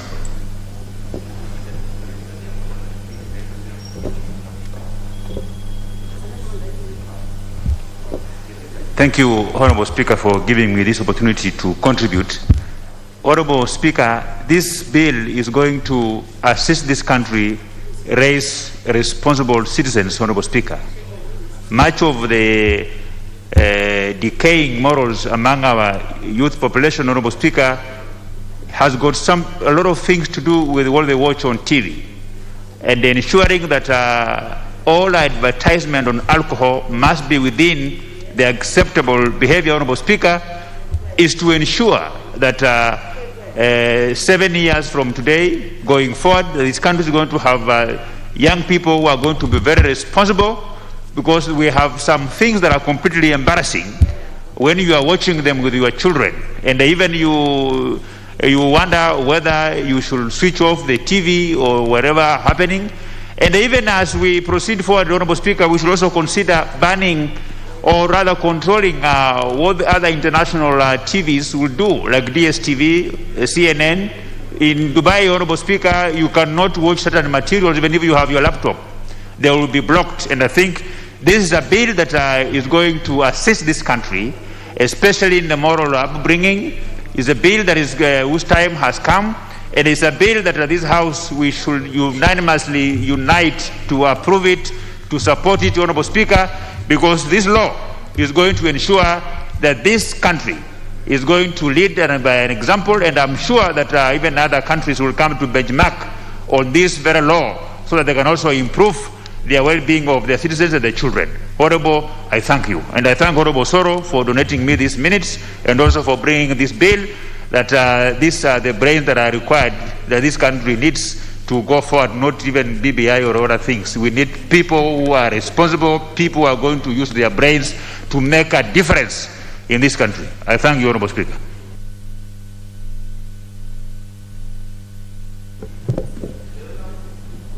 Thank you very much. The Honorable Soro. Thank you very much, Honorable Speaker. I want from the onset to appreciate all the contributions that have been made by my colleagues in this House. Since we started this motion and the second reading of the Alcoholic Drinks Amendment Bill number 70 of 2019 last week on Wednesday, I take in and admit the proposals that many of our colleagues made here in regards to further amendments to the particular bill, and I invite them further to review it and bring forth the amendments when we get to the third reading. This clearly shows that we've all fallen victim of embarrassments with very funny content, when very funny content is brought on TV, especially when you are seated with members of the family in the house. It's usually very embarrassing to see somebody dancing naked while advertising alcohol. When you are seated with your teenage kids, it's usually very embarrassing to see that. You actually feel like you need to switch off your TV. So the bill, as I said earlier, sets to review such content, and not just content, but also the timelines that such content should be brought on TV if it must be brought. And that is why I invite the honorable members, when you get to the third reading, the further amendments that most of them proposed, in regard to what should be termed as moral content and what should be termed as immoral, what regulation should be set, of course, and with the punitive measures. Like Honorable Millie said, that 500,000 for the defaulters, or rather for those who will, of course, not comply with the law, is a bit lenient, and she felt that we should set higher retributive measures, for purposes of morality, so that we are able to save, the next generation. Several members, of course, said that young families are dying, and the young families are fighting. People are not able to raise their children well because of this alcoholism. And it's upon us now to set the ground earlier, to set people earlier, to try and twist the content that is brought on TV. We might not really be able to kill immorality and bad manners and drug abuse in the country entirely through one angle, but at least we can try, even if it's 5%, to limit such content that motivates our young ones, to do some immoral things and to engage themselves in drug abuse. And one such way is by limiting the timelines that this alcohol is brought on our screens, by also directing, or rather regulating, the content that is brought on TV when one is advertising a certain type of a drink, alcoholic drink. Because as I said, sex is not related to alcohol. How they try to twist it and marry them and bring them forth on TV between 8 and 9 when you're seated with your kids, teenage kids, is very confusing. And that is why we are pushing for this. And for that reason, as I thank the honorable members and I invite them for the third reading, as we seek further to review the regulations, I beg to reply.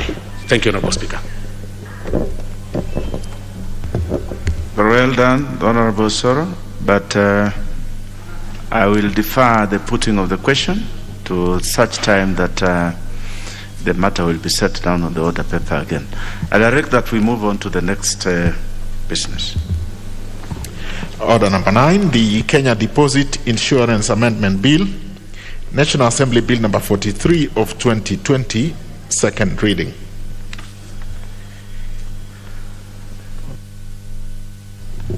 Yes, I am informed that the Honorable Dawood, for good reason, is not available today.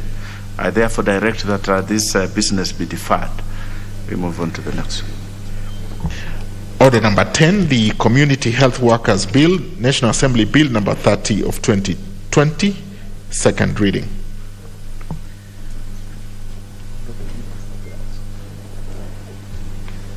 I am also informed that the Honorable Martin Peters Owino is not also in today. I therefore direct that this business be deferred. We move on to the next business. Order number 11, the Constitution of Kenya Amendment Bill, National Assembly Bill number 19 of 2019, second reading, resumption of debate.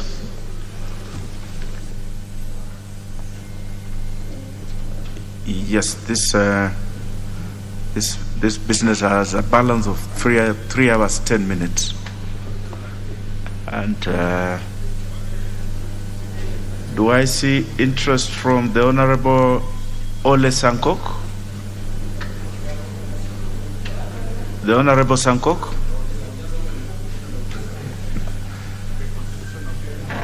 This is the Constitution of Kenya Amendment Bill, National Assembly Bill number 19 of 2019 by the Honorable Florence Mutua. Let me first of all check if I did contribute, and then I will contribute later. Very well. The Honorable Muirigi.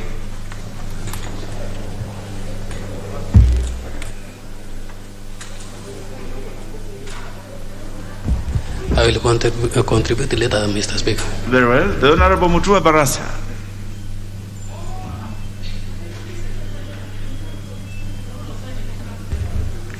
I had an interest in the one that the Honourable Member is not around, Honourable Speaker. So these ones I have no interest in. Very well. The Honourable Pukose. I didn't contribute. I did not.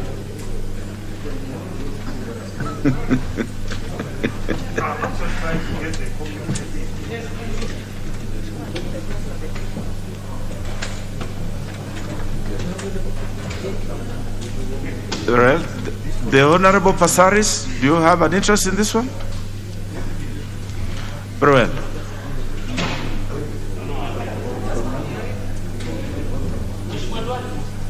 The Honorable Nangabo, member for Trans Nzoia. Thank you, Honorable Speaker. Honorable Speaker, I'm not interested. You are not interested in this one? Yes. It looks like there isn't. The Honorable Ahungu.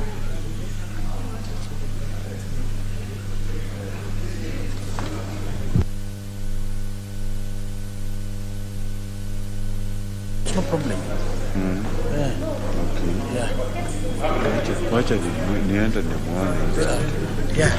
The Honorable Member for Homa Bay. What is it? The Honorable Wanga.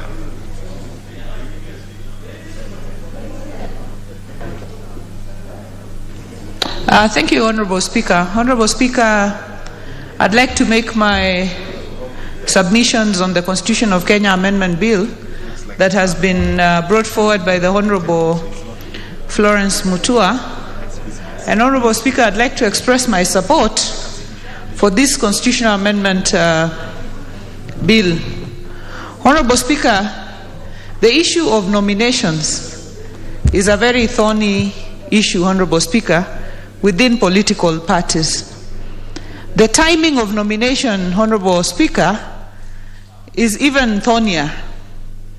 When we changed to the 2010 Constitution, the timing for nominations was changed because the system of nomination earlier was seen to have been abused to reward cronies and cronism. So it was changed so that nominations are done way before elections are held. So the names that are coming to the National Assembly and the Senate are given way earlier. Now, after 2010, this system of nomination way before election has been tested. And what has come about is that very, very sharp, talented politicians who then go all the way to the general election and unfortunately do not win the election are unable to make their way into National Assembly, County Assembly, or Senate just because the names have to have been submitted much earlier. And because everybody goes to the election with the intention of winning, nobody wants to be seen to be second guessing. Starting from the presidential candidates. If you're a presidential candidate and you have your name on a nomination list, it will be obvious that you have self-doubt. If you're a candidate at any other level and you put your name on the nomination list, it will be evident that you are doubting that you will win that position. And therefore, people go all the way to the ballot, and the country is much poorer, missing on the talent of very, very talented politicians, especially women politicians, who endure all the way to the ballot. So, Honorable Speaker, I support this amendment. Let's go back, let's tighten the systems for nomination, but go back to a situation where, after election, and we see those who have tried, we can even weight them and see who has, and what the BBI was proposing was when you make the effort, and then the IBC itself weights you as to how many votes you are able to get when you try to run, then from there, you are taken on nomination, not for chronism, not for tokenism, but for effort that you have made in order to get yourself somewhere. So, Honorable Speaker, I thank the Honorable Florence Mutua for working through this constitutional amendment bill and for bringing it. And, Honorable Speaker, I give it my unreserved support, Honorable Speaker. Yeah. Honorable members, I think it is important to just remind the members what this bill is about. This bill, honorable members, from the memorandum of objects, the principal object of this bill is to amend Article 90 of the Constitution in order to align it with the proposed amendment to Section 35 of the Elections Act, which seeks to change the timing for submissions of party lists by political parties for persons elected under Article 90 of the Constitution from at least 45 days from the date of general election to within 21 days after the date of general election. So that is the purpose, and this is what the Honorable Wanga has contributed to. I'm just reminding the members because there seems to be a dearth of members who wish to make contributions to this. So as the next member contributes, the others can sharpen up and get ready to make useful contributions to it. The Honorable Lesankok. Thank you very much, Honorable Speaker, for giving this opportunity. You know, Honorable Speaker, most bills, actually all of them, are cross-cutting when it comes to issues of personal disability. So I rarely miss contributing to any bill. I usually come here before you, Honorable Speaker, and I leave after you, Honorable Speaker. That is why I had to go and consult if I had already contributed on this, Honorable Speaker. Honorable Speaker, and I oppose this bill. It is malicious and is made in a very bad faith, Honorable Speaker. Honorable Speaker, because this bill is not geared towards identifying leadership and giving leadership positions to those who are deserving, but it is now kind of geared towards massaging the egos of the losers, Honorable Speaker. Honorable Speaker, this bill seeks to amend Section 35 of the party nomination list, Honorable Speaker, under Article 90 of the Constitution, from forwarding the names at least 45 days from the date of the general election to within 21 days after the date of the general election. After the general election, Honorable Speaker, we will have known the losers, those who have been rejected by masses, those who have been rejected by their constituencies, Honorable Speaker, and counties, and those who have been rejected by the country at large, those who are gunning for presidential election, Honorable Speaker. Now, to massage their ego and try and control their perennial rejection of the outcome of the election, we now need to find a soft landing spot for them, Honorable Speaker. Honorable Speaker, in every competition, there must be a loser and a winner. If today we say 100 meters, everybody will get a gold medal.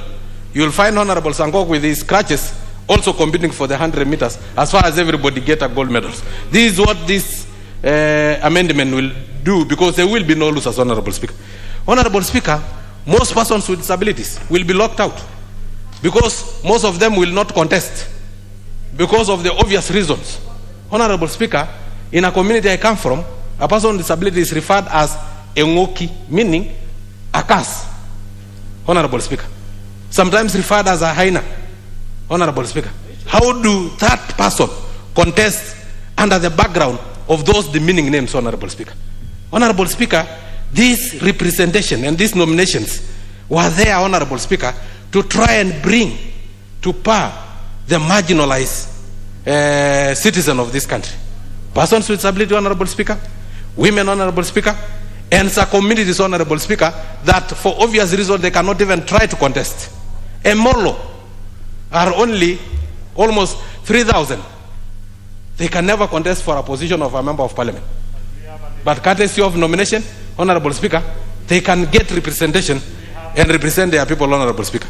Honorable Speaker, I oppose because, Honorable Speaker, if we have to make this nomination that there are people who have put some effort, Honorable Speaker, we can borrow from our neighboring country, Uganda. Even though the Deputy President was denied travel to Uganda, we can borrow from Uganda, Honorable Speaker. Honorable Speaker, there is an electoral college in Uganda to elect representative of persons with disability. And that is what I proposed in BBI. Not even a comma was captured in BBI because they had their own selfish intention of massaging the egos of losers, Honorable Speaker. You cannot force a loser down the throat of Kenyans simply because they have been rejected 21 days after the general election. Now you parade them and put them in the positions that Kenyans had said they are not equal to the task, Honorable Speaker. Honorable Speaker, if you went to the school system and you scored an E because there is no F, you are worse than that guy who never went to school because you have not been tested. If you went to an election process and you are defeated, you are worse than that character who was not tested, Honorable Speaker. That was why our Constitution made it that it should be 45 days so that we don't include the name of the losers, Honorable Speaker. Honorable Speaker, I'm a nominated member of parliament, and sometimes I'm at loss. I'm between a hard place and a rock. I don't know if my loyalty will be to my party or to the persons with disability I represent, Honorable Speaker. That is why you see me coming here before the Speaker and leaving after the Speaker, because I have to represent persons with disability who I represent in this House. And since their issues are cross-cutting, I have to contribute to every bill so that I know what is there for persons with disability. This marginalized category of people in this country will never be here in this House. And Honorable Speaker, history will judge me harshly if I am here courtesy of nomination, and I will be party to those who will cut that particular bridge that I use to enter to this House so that no other person with disability will ever enter this House and will never enter Senate and County Assembly, Honorable Speaker. Honorable Speaker, they only have opportunities in the leadership of National Assembly, Senate, and County Assembly. Persons with disability may not have opportunities in being governors and being, Honorable Speaker, the President of this country. But because our Constitution have assisted them to get that position, I will not be party to those who will cut that bridge that they will use to enter this House, Honorable Speaker, because I'll be selfish. Honorable Speaker, I'm retiring in politics, from politics in 2022, so that I create a position, an opportunity for another person with disability to get this position.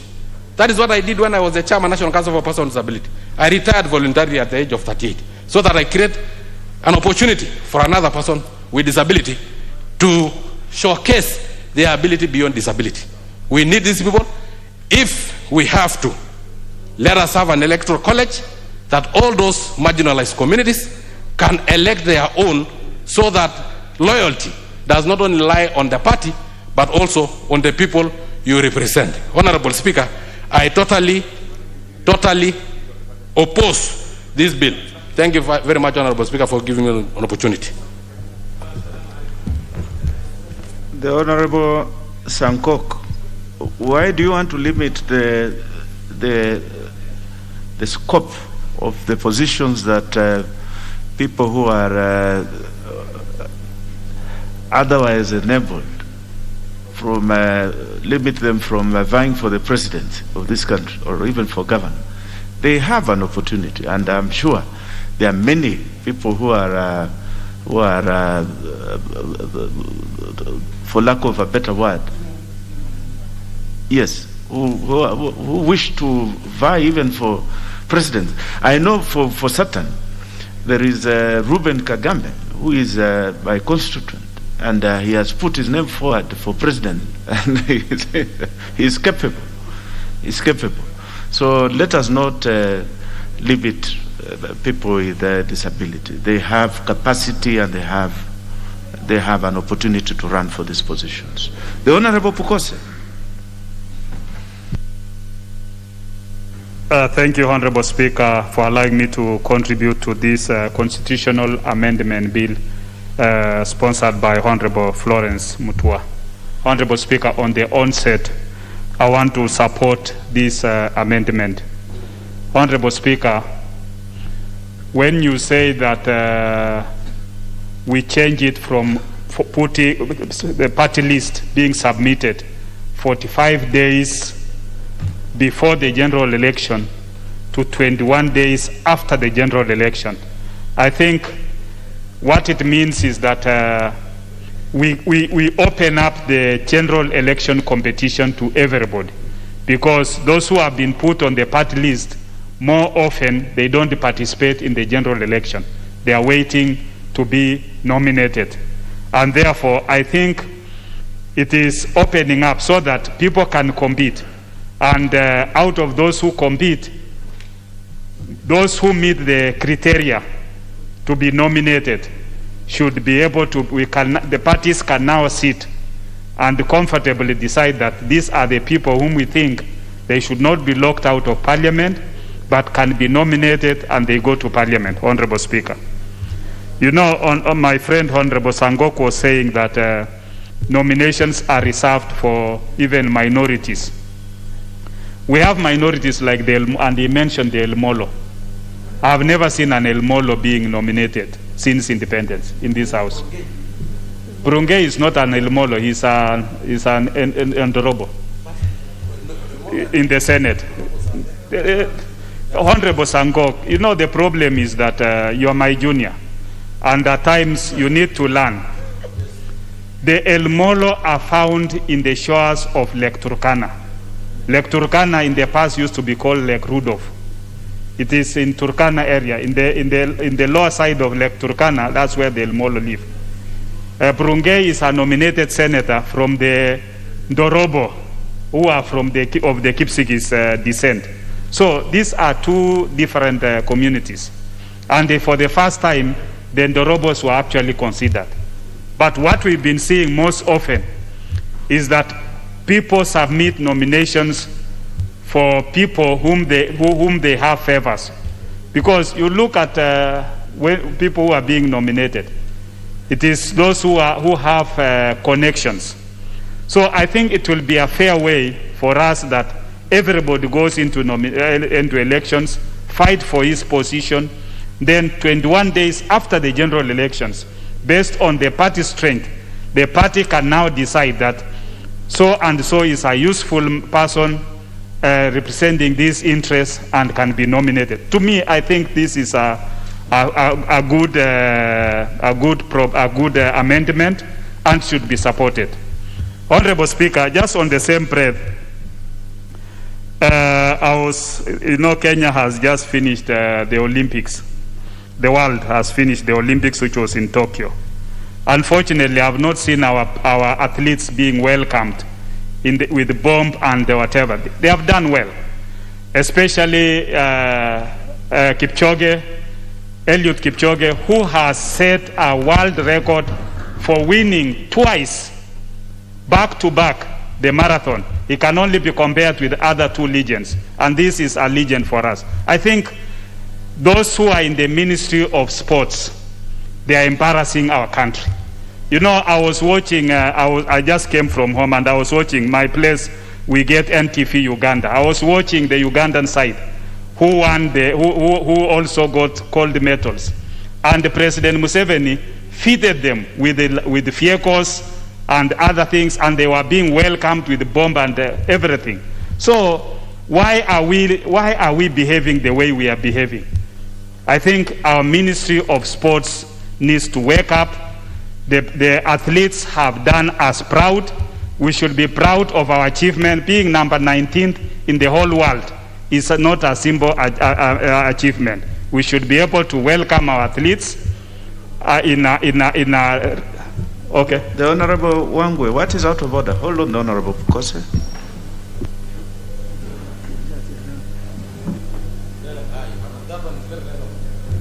Thank you very much, Honorable Speaker. Honorable Speaker, with all due respect to the very educated Honorable Member, you know, sometimes when you are on Hansard, this is a house of record, and when he misses out on punctuation, Honorable Speaker, it becomes tricky for those of us who will read after him. I understand in English there is no word like feeded or feeded. Past tense of feeding is fed. Therefore, Honorable Speaker, if you can correct that for the purpose. The Honorable Wangwe are out of order. The word the Honorable Bukose was mentioning was fitted. Yes, and that is what the Speaker got. You know, Wangwe comes from the Luya community, who are my friends. And when we talk about fit, they think about food. So those are different things. I'm talking about celebrations where they are honored and given presents. And feted. Yeah, those are different words. And it's good you recognize that I'm learned. Thank you, Honorable Speaker. I think I was appealing, and Honorable Wanga, you are in the leadership of the House. I think it's a time that our government should take responsibility and respect achievements. It's not simple achievement for Eliud Kipchoge to have achieved what he achieved. With those few remarks, Honorable Speaker, I'm supporting the amendment by the Honorable Florence Mutua. Thank you. Well spoken, the Honorable Bukose. And this particular speaker removes his hat in regard to the great Eliud Kipchoge. That is a man worth any day to celebrate. The Honorable Dwale. Mr. Speaker, thank you very much. Mr. Speaker, this matter is very simple. The Honorable Florence Mutua is asking this House that we amend Article 90, Sub-Article 2A of the Constitution. And what does that article say? It says, and the Constitution is drafted in such a way that the presentation of the nomination list by political parties is to be undertaken prior to elections being, and this therefore calls for 45 days before the general election. And once we do that, then we go to Article 35 of the Election Act, I think 2011, number 24 of 2011, which says submission of party list. A political party shall submit its party list to the Commission at least 45 days before the date of the next general election. That is what is before this House, Mr. Speaker. And Mr. Speaker, on the onset, it is unconstitutional and I oppose it. Yes. And the reason why I'm opposing it is that the drafters of the Constitution and the Election Act, and I have been around since 2008, and I have served in 3 political parties. The good people of Dugis, former Dugis and Township, Garissa Township, elected me 3 times in 3 different political parties, starting from ODM to URP to the Moriband Jubilee now, which I'm on my way to UDA. Mr. Speaker, that amendment in the Constitution 2010 and Election Act 35 was trying to clear. The Honorable Dwale, yes, the mask. There was a communication yesterday that we should. Chair, when the substantive chair was there, yes, I have been removing it, until yesterday afternoon. Yes, he made that communication yesterday.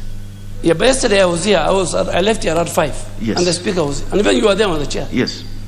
Yes. But I have no problem, Chair. Yes, I know you have. I have no problem, but Chair. Yes. Proceed. Because if you are vaccinated and the Chair, you can even work without a mask.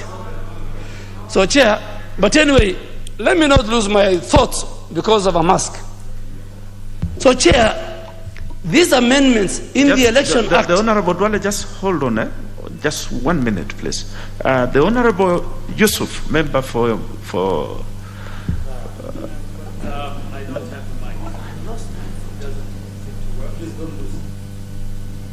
I'll give you the Honorable Dwale. Don't worry. I'll give you. Thank you, Mr. Speaker. Yes.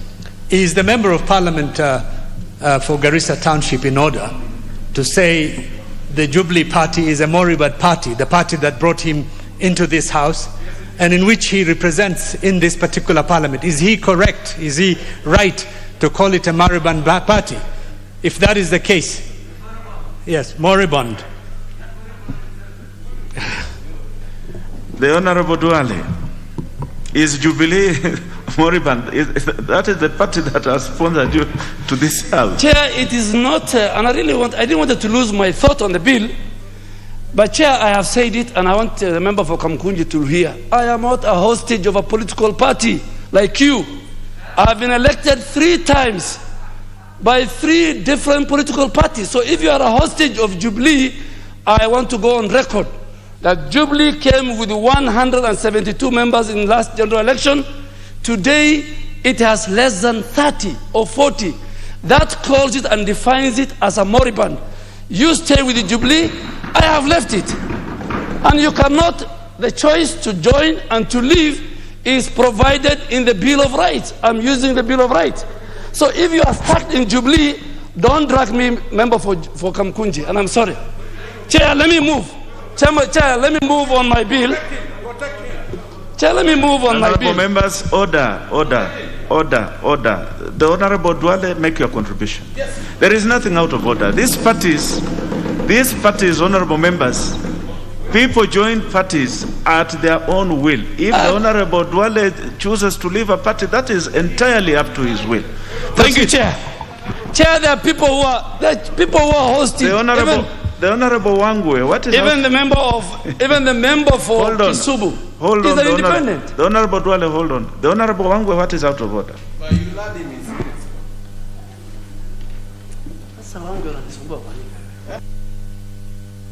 Thank you, Honorable Speaker. Honorable Speaker, is the member in order to state numerically that Jubilee has not more than 30 members as the whip and the custodian of the records of Jubilee members?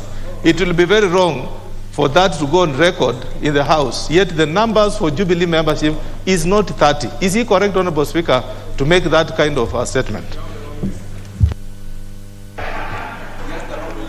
Yes, the Honorable Wangwe is the custodian of the list of Jubilee members. Proceed, the Honorable Dwale.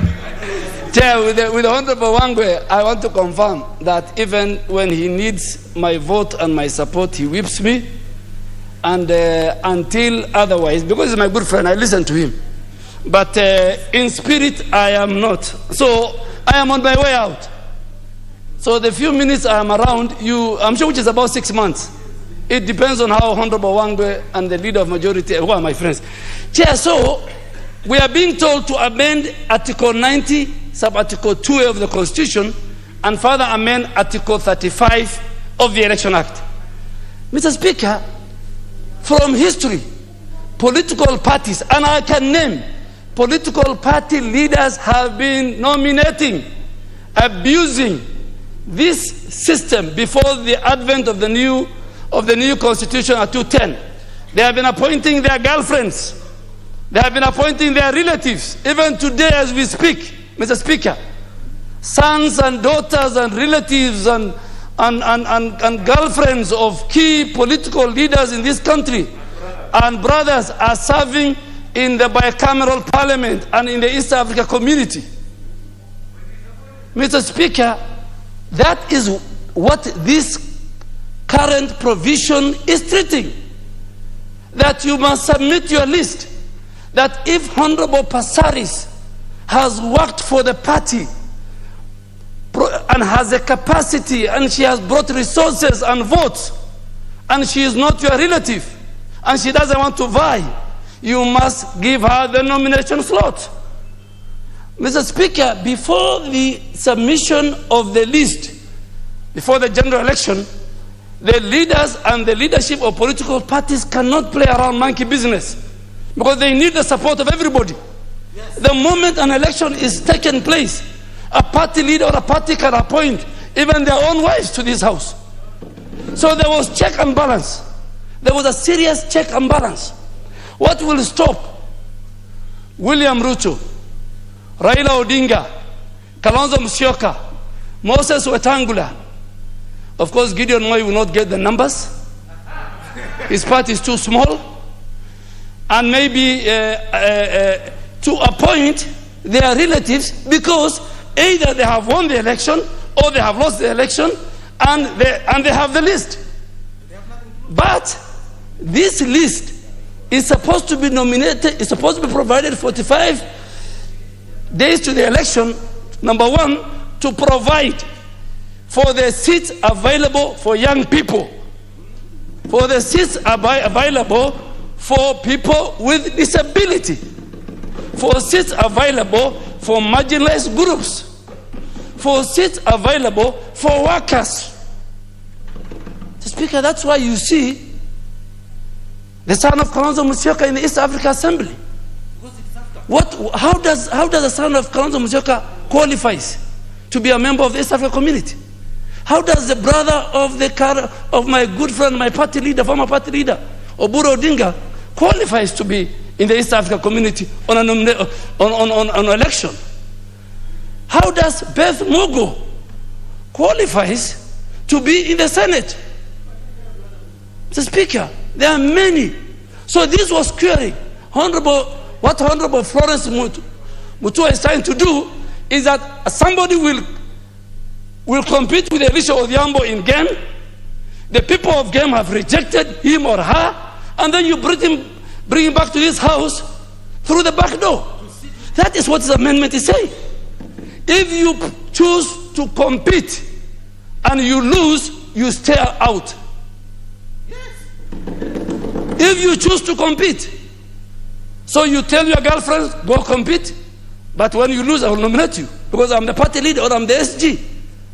I want to ask this house, let us not kill the spirit and the word of the 210 Constitution. Let us not patronize politics. Let us not make politics a preserve of the elite. We want a lady who is in Busia, who works for ODM from morning to evening, or in Garissa, who works for UDA or Jubilee. When the time comes, 45 days to the general election, even as leaders can question. We can question the party leader. The 12 people you have nominated, are they a representative of the people of Kenya? Are they representing the gender parity? Are there people with a disability? Mr. Speaker, this law is unconstitutional. It will not see the light of day. It will be challenged in court. And I really want to ask, we oppose it. And anyway, it needs 2/3 majority. Madam Florence Mutua, prepare yourself to raise 2/3 at the second reading when the question will be put. This is not a normal bill. You need to raise 232. And with the number I command in UDA, we will oppose it. We will oppose it. Mark, you don't have 160 members. Let us not allow leaders to use our parties to nominate after general election their girlfriends, their wives, their sons, and their sidekicks. I oppose. I oppose. Very passionate, Honorable Duale. Before you proceed, the Honorable Abdi Yusuf, member for Kamkunji, you had a point of order. I will give you this opportunity to raise that point of order. The Honorable Yusuf, member for Kamkunji. Thank you, Mr. Speaker, for the opportunity. I just wanted to alert the House on the passing of the former veteran politician, George Ndenge. George Ndenge was a progressive politician who has served in various levels in our country. He was a participant in the Lancaster House talks, which helped us attain our independence. And he has also been in the Legico since the 1960s, as well as been a member of parliament in the 1970s and the 1980s. He was the member of parliament for Iveti North. In between, Mr. Ndenge survived a horrible accident in which about 11 members of his families died. And in the 1980s and the 90s, he was active in the campaign for democratic change in our country and served as the member of parliament for the constituency that I represent of Kamkunji. Therefore, I wanted to take this opportunity, Mr. Speaker, to say how saddened I am by his passing on. And I wanted to remember this great politician who has made a major contribution to our country's political activities, to our independence, to our democracy, and many of the rights that we enjoy now. I want to pass my condolences to his family and to the community of Machakos and Kamkunji. I also want to say may he rest in peace. I am deeply saddened by his passing on. We have lost a very important, a strong, visionary and progressive politician. Thank you, Mr. Speaker, for giving me this opportunity to pay this tribute to the late George Ndenge, who was 95 and passed peacefully in Nairobi yesterday. Thank you so much. Honorable members, I think this is such a moment, this is such a message that requires the exercise of the powers conferred on the Speaker under Section 1 of our standing orders. I therefore direct that we shall stand up and observe 1 minute silence in 1 minute silence in memory of the great Ndenge. 1 minute silence.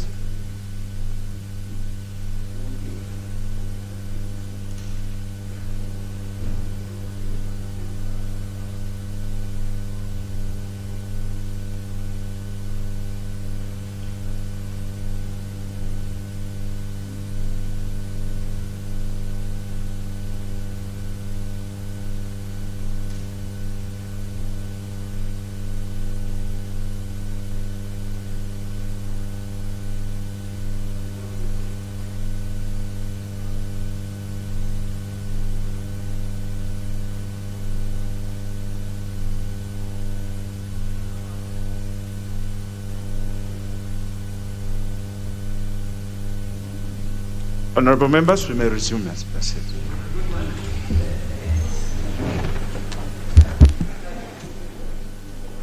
We shall now have contribution from the Honorable Cheruiyot Jesire, member for Baringo. Is she in the house? Yes, the Honorable Jesire. Sorry, Mr. Speaker, sir, I had gone to consult. And Mr. Speaker, sir, thank you for the opportunity. And I want to contribute, Mr. Speaker, by saying I do support this amendment from the word go. And Mr. Speaker, it is unfortunate that we are starting to do contributions in this House aligning to some party lines. It's unfortunate. It's only important that as members of the House, we do contributions based on the knowledge and the amendment or a debate that has been brought to this House. and I want to do my personal contribution that is not aligned to any party. Mr. Speaker, I do support that it is important to really do party list after elections. Because, Mr. Speaker, sir, most of these members who fight, use resources, and support parties, when they fail, they lose a lot in terms of resources, their time wasted, and you cannot call them losers. Because if somebody is second to you, it actually means that you divided votes. And it doesn't mean that the few people or the lesser number from the one that led who vote are useless people. It means that the competition between you and the second runners-up was tight, and otherwise this second person who get the second position could also by any chance defeat you. It doesn't mean that this person is lesser. To me, Mr. Speaker, sir, I sincerely support that this candidate who is becoming second to the other person be given a chance.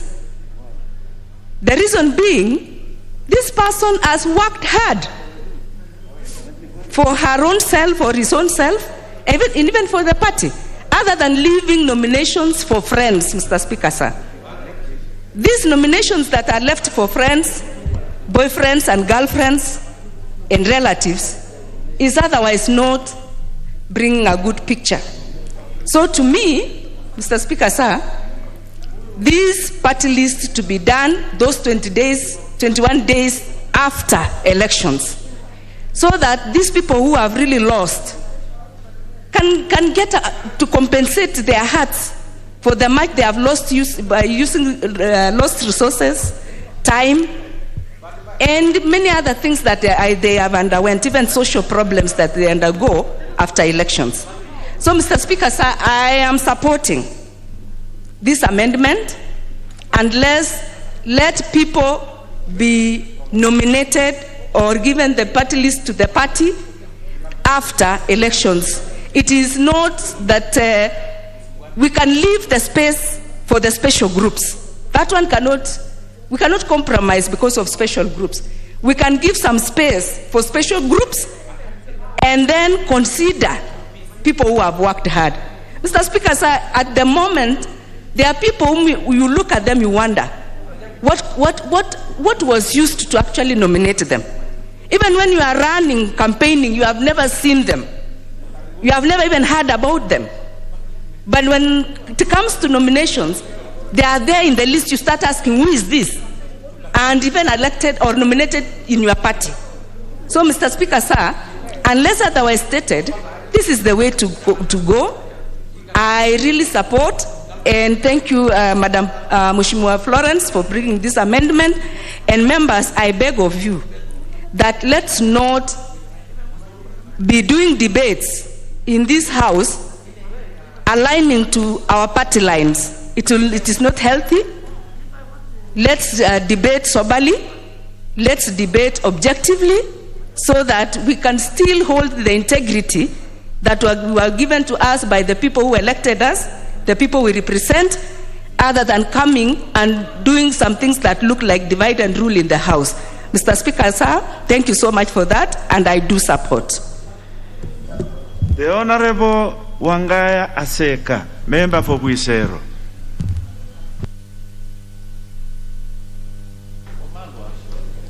Thank you, Honorable Speaker. I was authorized to support this amendment 19 of 2019 by Honorable Florence Mutua. Honorable Speaker, one,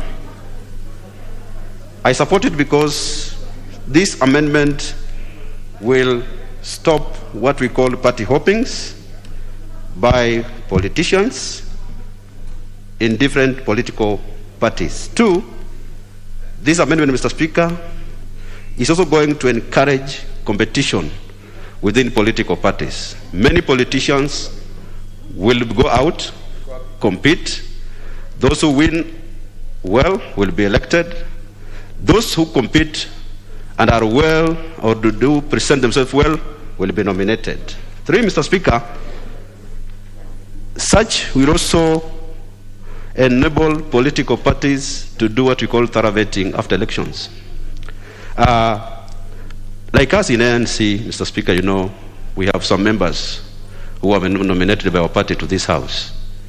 And immediately after the nominations, like my good friend, Honorable Sotsi, who was nominated by ANC. But after reaching here, is now dining with our political competitors. But if this bill was there before 2017, we would have realized this earlier, and maybe Mr. Sotsi will not be in this House as a nominee of ANC. Lastly, Mr. Speaker, this amendment will also enable parties to present formidable and good candidates. We have seen situations whereby there have been arguments. People nominate girlfriends, people nominate boyfriends, people nominate slave queens. This will give us an ample time as political parties to ensure that those who are being nominated are people of good repute. Thank you, Honorable Speaker, for this opportunity. The Honorable Aseka, maybe you could give us an example of a nominee who is a slave queen, but that is debate for another day. The Honorable Ahmed Shabir, member for Kisumu East.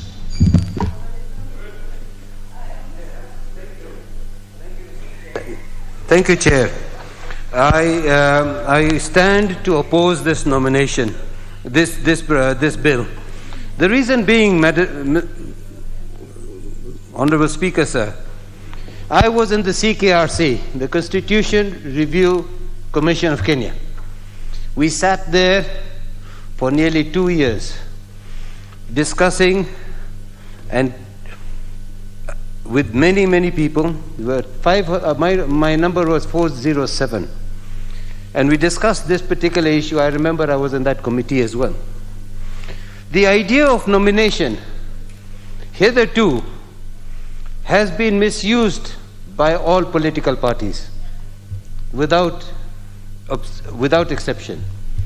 The idea of nomination was to say the spirit of nomination by a political party was to be based upon the strength of that person, what contribution that nominated member would bring in, what was his strength, what would be the added value to the House and to the party and to the whole framework of Parliament. Because there are very many people in this country who do not wish to stand for elections, but have the strength, the inner strength and the knowledge to take this country forward. I want to today talk to you about Amina Abdallah. She was nominated 3 times, and we know what good work she did in this Parliament. There are others also nominated for frivolous reasons. And I think the issue is very important. The idea and the spirit for which this particular law was set out was to say that to the political parties, you know your people. You know the strengths you want. You also know who is going to be standing for the nomination, and you know who is not going to be standing. Assess those people. If you feel that there's a shortage of a particular strength, nominate that person. For argument's sake, and only argument's sake, I don't know. Just argument's sake, the former CJ, not Maraga, the one before him, Matunga, if he's sitting around doing very little, or for argument's sake, some of the luminaries who have done great work in this country, I don't even see why. For argument's sake, we could not have Eliud Kipchoge nominated as a member of Parliament because of the strengths that he brings to this country and what values he might bring to this Parliament. I think that is the basis of this. To allow this nomination, the whole spirit of the nomination is broken. The whole framework is broken. Go to Rwanda, go to Uganda, go to other countries where nomination is on the strength of the person. And then when the person is nominated by the party, he comes in here. Here, there's not meant to be a party. Here, there's meant to be the strength. So if we have an aeronautical engineer or a space engineer, and this country is going into space, and we bring one of the best brains on space engineering, who's a Kenyan, and bring him here, and he participates as a nominated member of parliament, he raises the strength of this parliament, he raises the value of this institution and the value of the political party in which he is. I'm an independent member of parliament, but a strong supporter of Raila Amolo Odinga.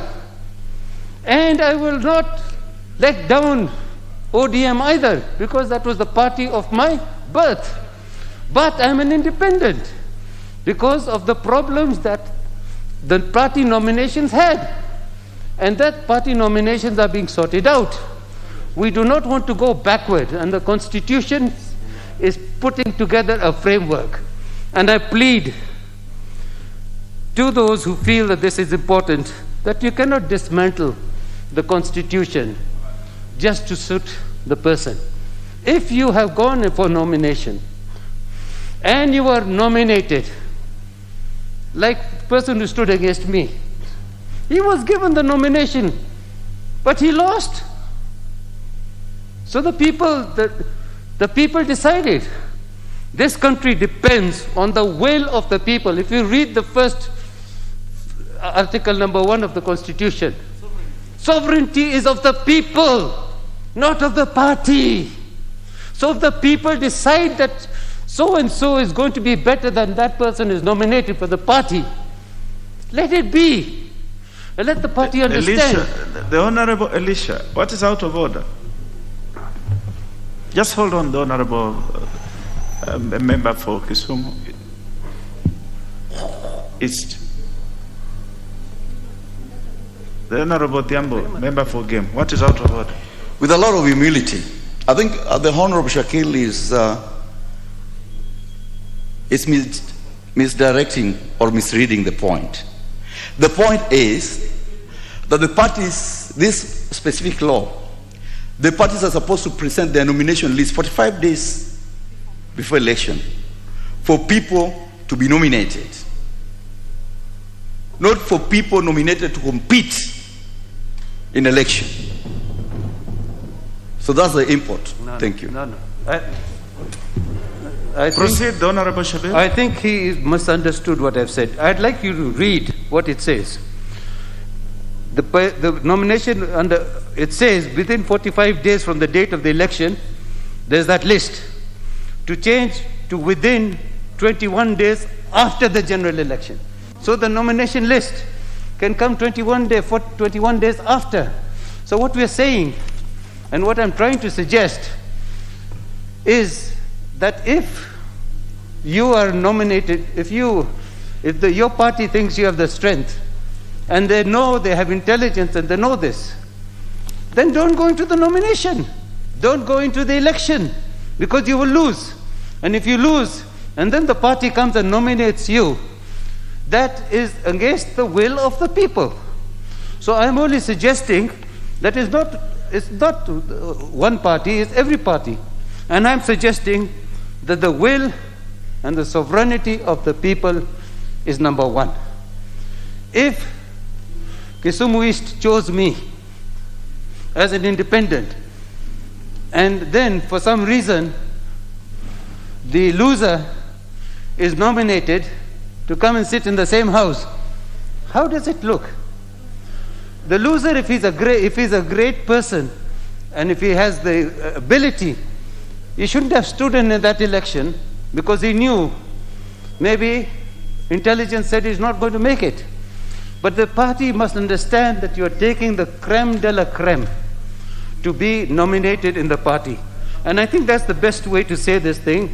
I therefore suggest that I've sat in the Constitution Review Committee. We have gone through this a number of times, and I think there I can be senior to you, my brother. I've looked at all these things. This is not a party issue. This is not an issue of time. It's an issue of saying, let us abide by the sovereign right of the people, and let the nomination process framework now not be dismantled to suit the whims of somebody, because last minute nominations 21 days after the election is an open, it's like an auction. The highest bidder will be given this thing. And we know we've been through some of these things. We cannot allow to go back in this. I oppose, Mr. Chair.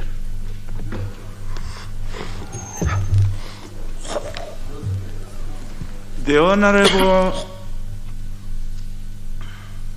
Nixon Korir, member for Langata. The Honorable member for Game, there is nothing out of order. No.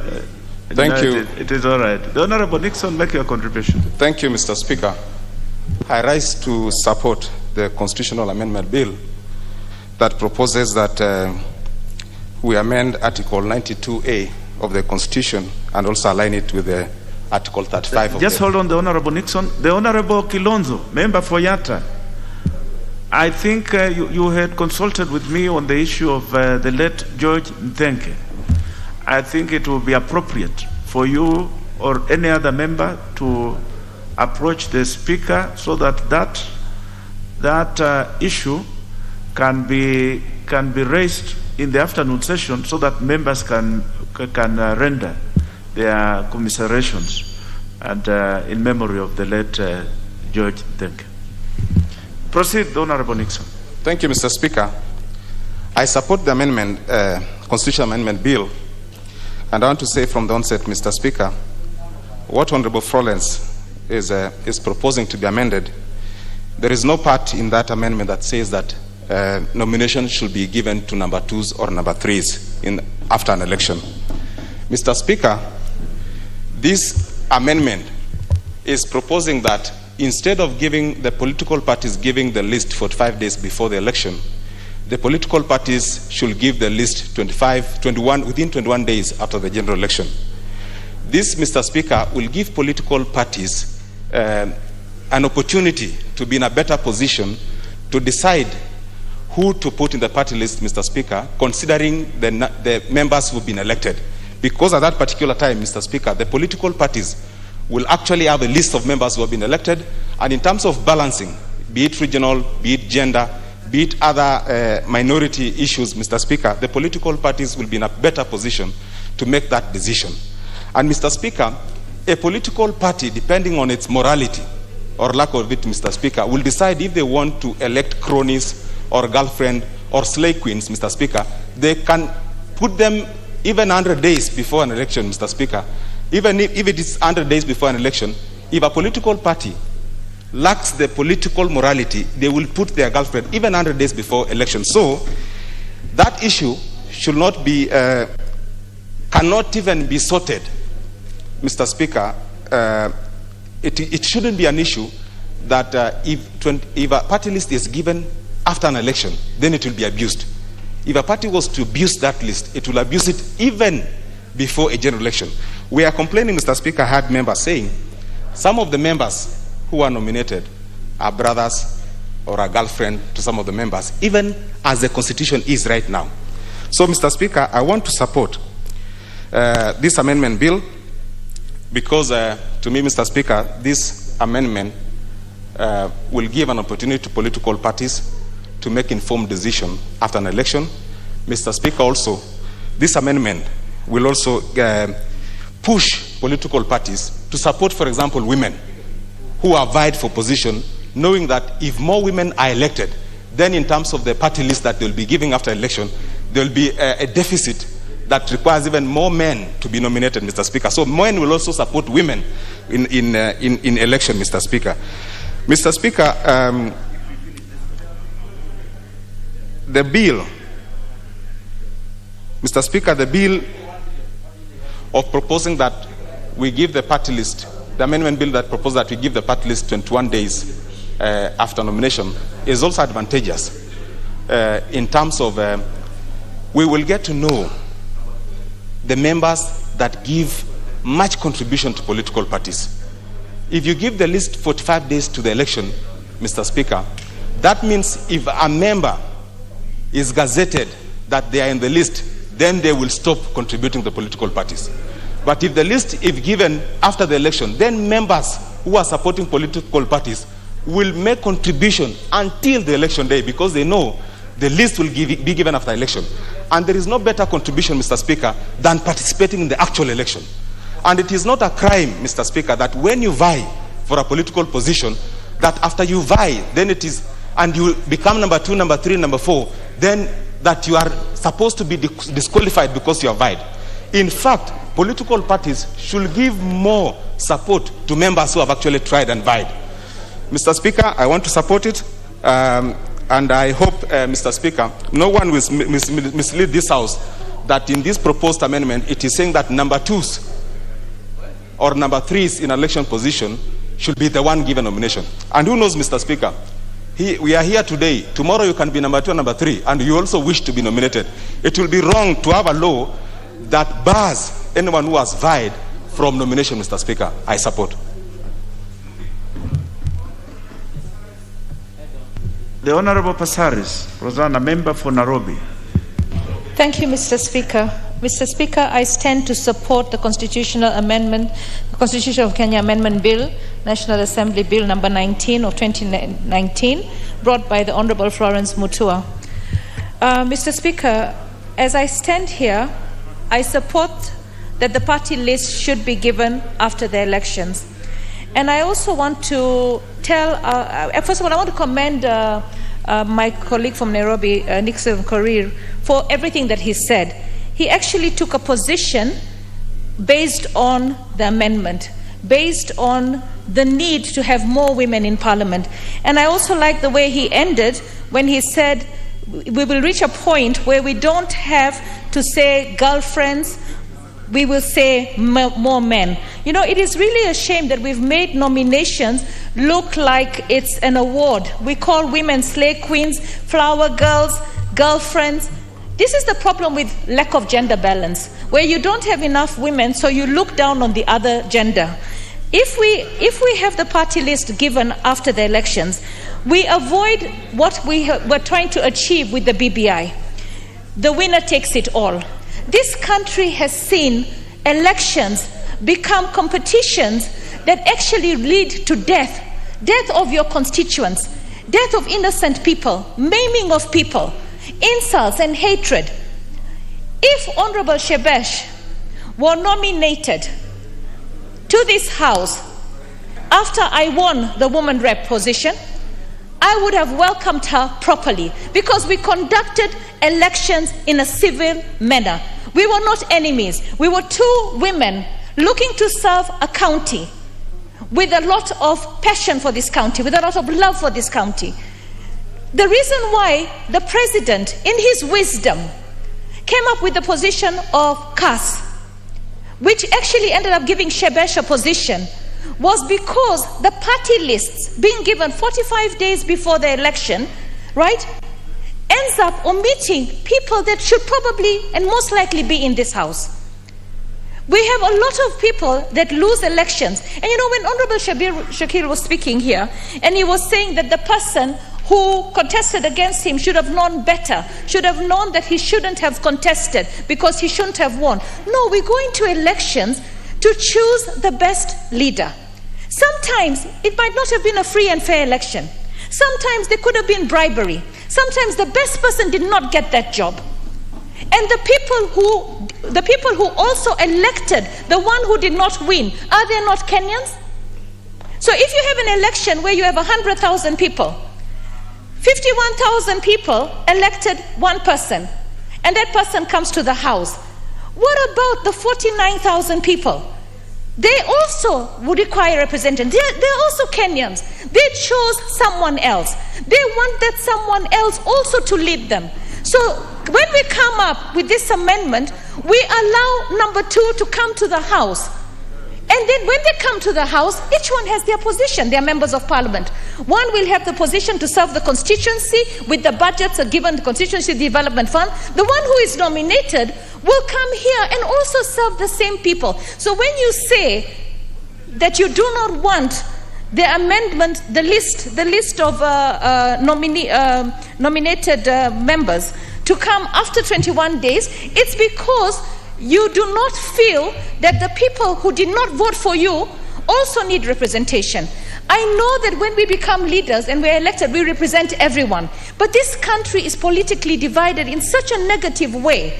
And I really sincerely hope that one day we will combine a proper presidential system with the parliamentary system. The idea of the BBI is to bring a parliamentary system where the winner takes it all does not work. I've just come from Greece. I'm a member of the World Hellenic Interparliamentarian Association. And we were welcomed by the President of Greece as members of parliament from across the globe to look at how Greece is managing its affairs. And when I was there, the leader of the opposition was the previous Prime Minister. The Prime Minister was also there. The two of them were in the same house. They actually look at what is good for the country. It is not about you. It is not about you, the leader. It is about the country and the people that we serve. And what better way, when this country, we've seen for all the elections from 2007 to date, we run divided. 50% one this, 50% one the other. It will be so lovely that after elections, we all get to the various houses and we come to serve the people. When we do that, Kenya will be able to achieve the dreams of our forefathers for prosperity for this nation. Not everything is about politics. Not everything is about division. It is unity that will bring this country where we want it to be. Mr. Speaker, I support the amendment. I believe that the parties will make the wise decision of ensuring that the right people that deserve to be in this house, whether you're number 2 or number 3, PWD, youth, or women. And I would long for the day that we will be sitting here and saying, we want to see the boyfriends, not the girlfriends. Also, we have questions about the boyfriends that are coming into the house rather than the girlfriends all the time. And we also need to find a term for the men who call us slay queens and flower girls, because I think there comes a time that you have to give up all these terminologies that you have and respect every member of parliament as a member of parliament. Address us as women leaders, not slay queens, flower girls, or whatever else you come up with, because we are all elected leaders, and let us set an example. If we want to set an example, let us set an example of unity, an example of prosperity, an example of hard work, so that we all know that even the person who worked very hard to become and never got number 1 can be here. I myself have no problem if this house had Honorable Shebeshia. She would have held my hands, taught me the way. And I'm very proud of the fact that there was a position created because she's a good leader. And there was a position created for her and the many others who did not make it in the election, because leadership requires that we embrace each other. Thank you, Mr. Speaker. I support. Well spoken. And elections should never be a war. Elections are basically for people to choose. And the people who present themselves for elections are qualified and they are proper Kenyans. So it is not a question of if you are number 2 or number 3 or whatever it is, that you are a lesser being. It is just that there's a position for only one. The Honorable Wahungu Wamalwa, member for Kiminini. Thank you, Mr. Speaker, for this opportunity. And I want to thank Honorable Florence Mutua for this wonderful constitutional amendment bill. Mr. Speaker, we must go through the memory lane. Why was this amendment introduced in the first place? And this amendment initially was introduced, Mr. Speaker, to deter those presidential candidates who are not serious, whereby they declare that they are going for presidency with the intention, Mr. Speaker, of targeting a lower position. Mr. Speaker, we must be looking at the benefits. Why should their nomination list, party list, be presented 45 days to elections vis-a-vis after? And I want to explain. I was not around when Honorable Mutua was moving this bill.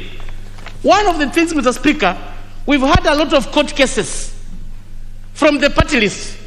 Because when you send a party list, you are not sure how many slots you are going to be awarded by IBC.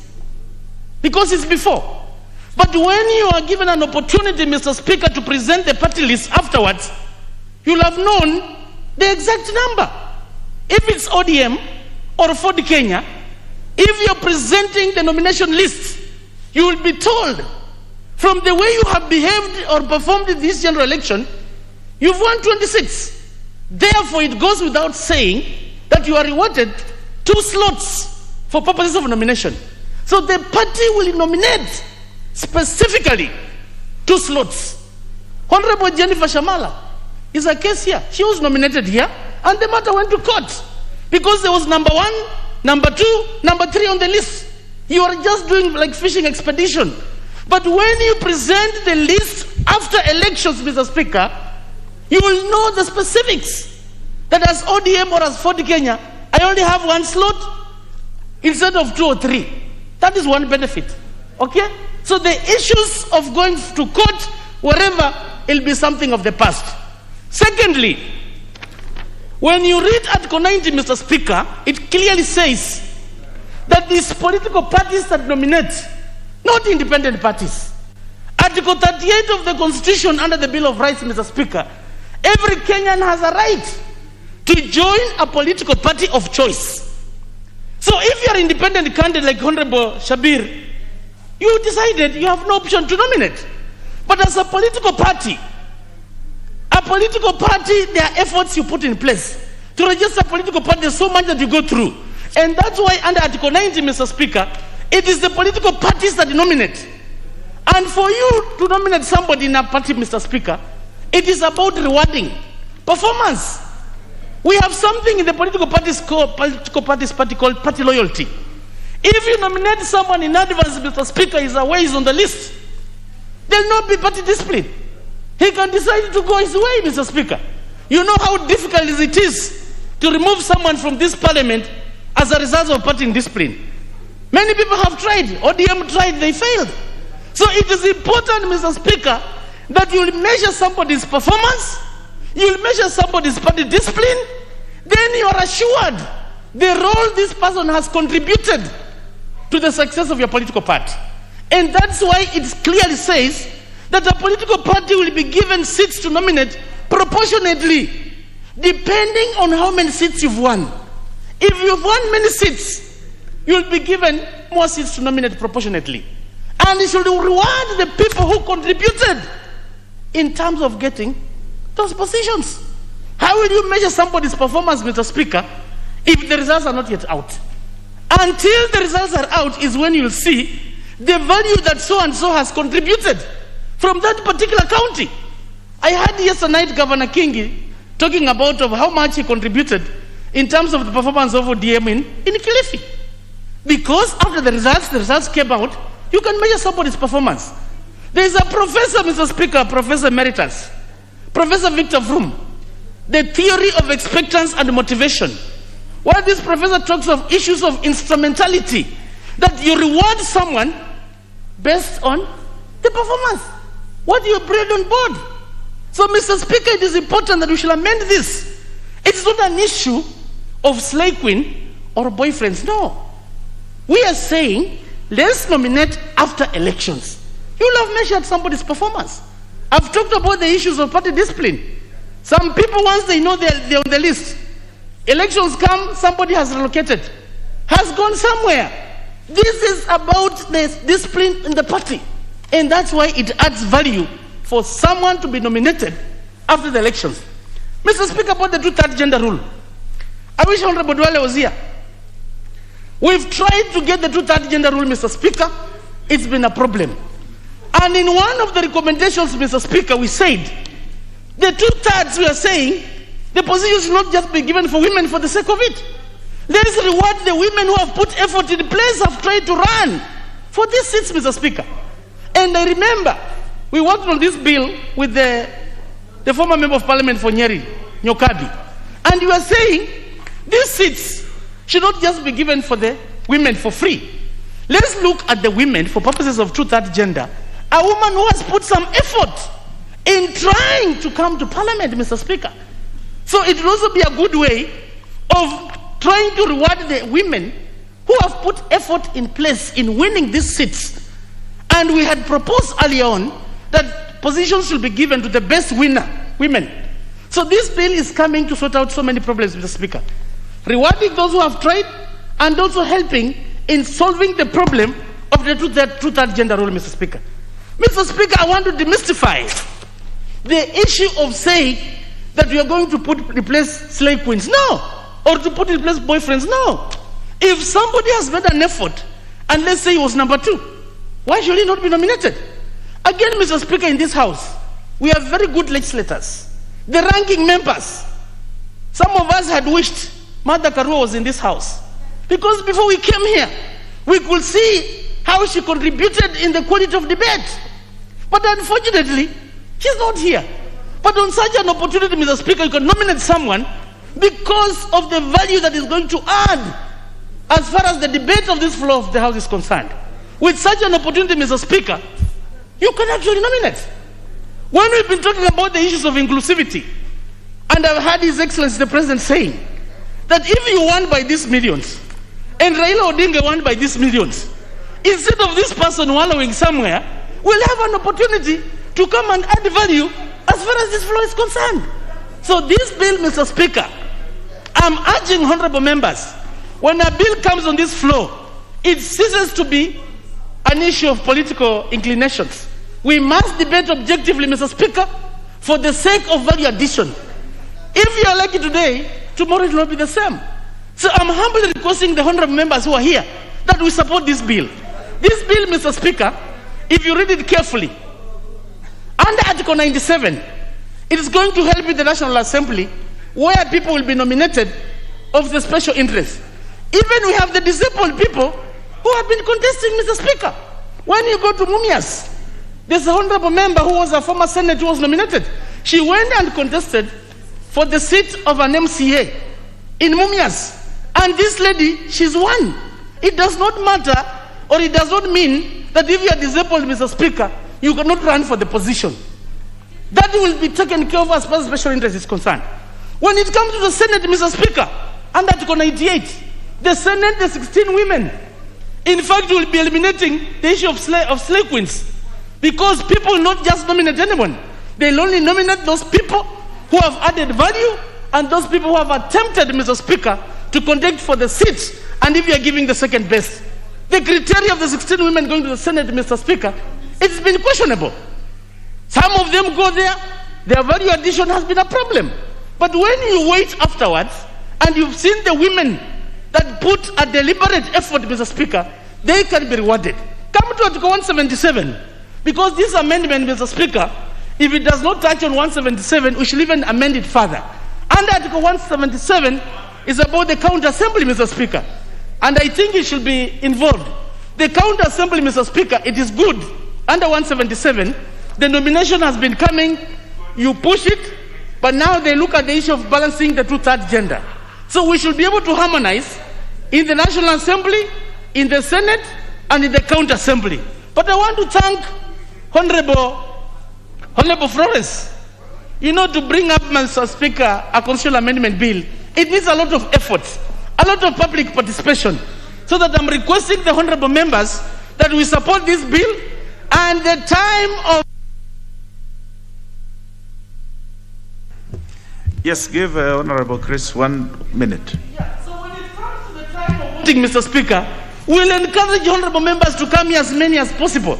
When I brought an amendment to change the election date, Mr. Speaker, from August to December, many people were opposing because of party lines. But afterwards, they came back to me telling me, Mheshimiwa, bring back that bill, we're being misled. So I want to tell the honorable members that don't be misled. This bill, we are trying to debate, to legislate in terms of posterity, and on that day, I humbly request honorable members to come as many as possible so that you can achieve the two-thirds majority, and I thank you and I support. Very well, the Honorable who look for order, member for Isiolo North. Thank you, Mr. Speaker, for the opportunity to contribute to this proposed amendment. Mr. Speaker, I oppose this amendment. Mr. Speaker, yes, I oppose. I think the framers of the Constitution had valid reason why what we are proposing to amend now was put in our current constitution. Mr. Speaker, I have listened to members who have spoken to this proposed amendment. There are merits to the proposed amendment, but also the law as it is today also has a reason.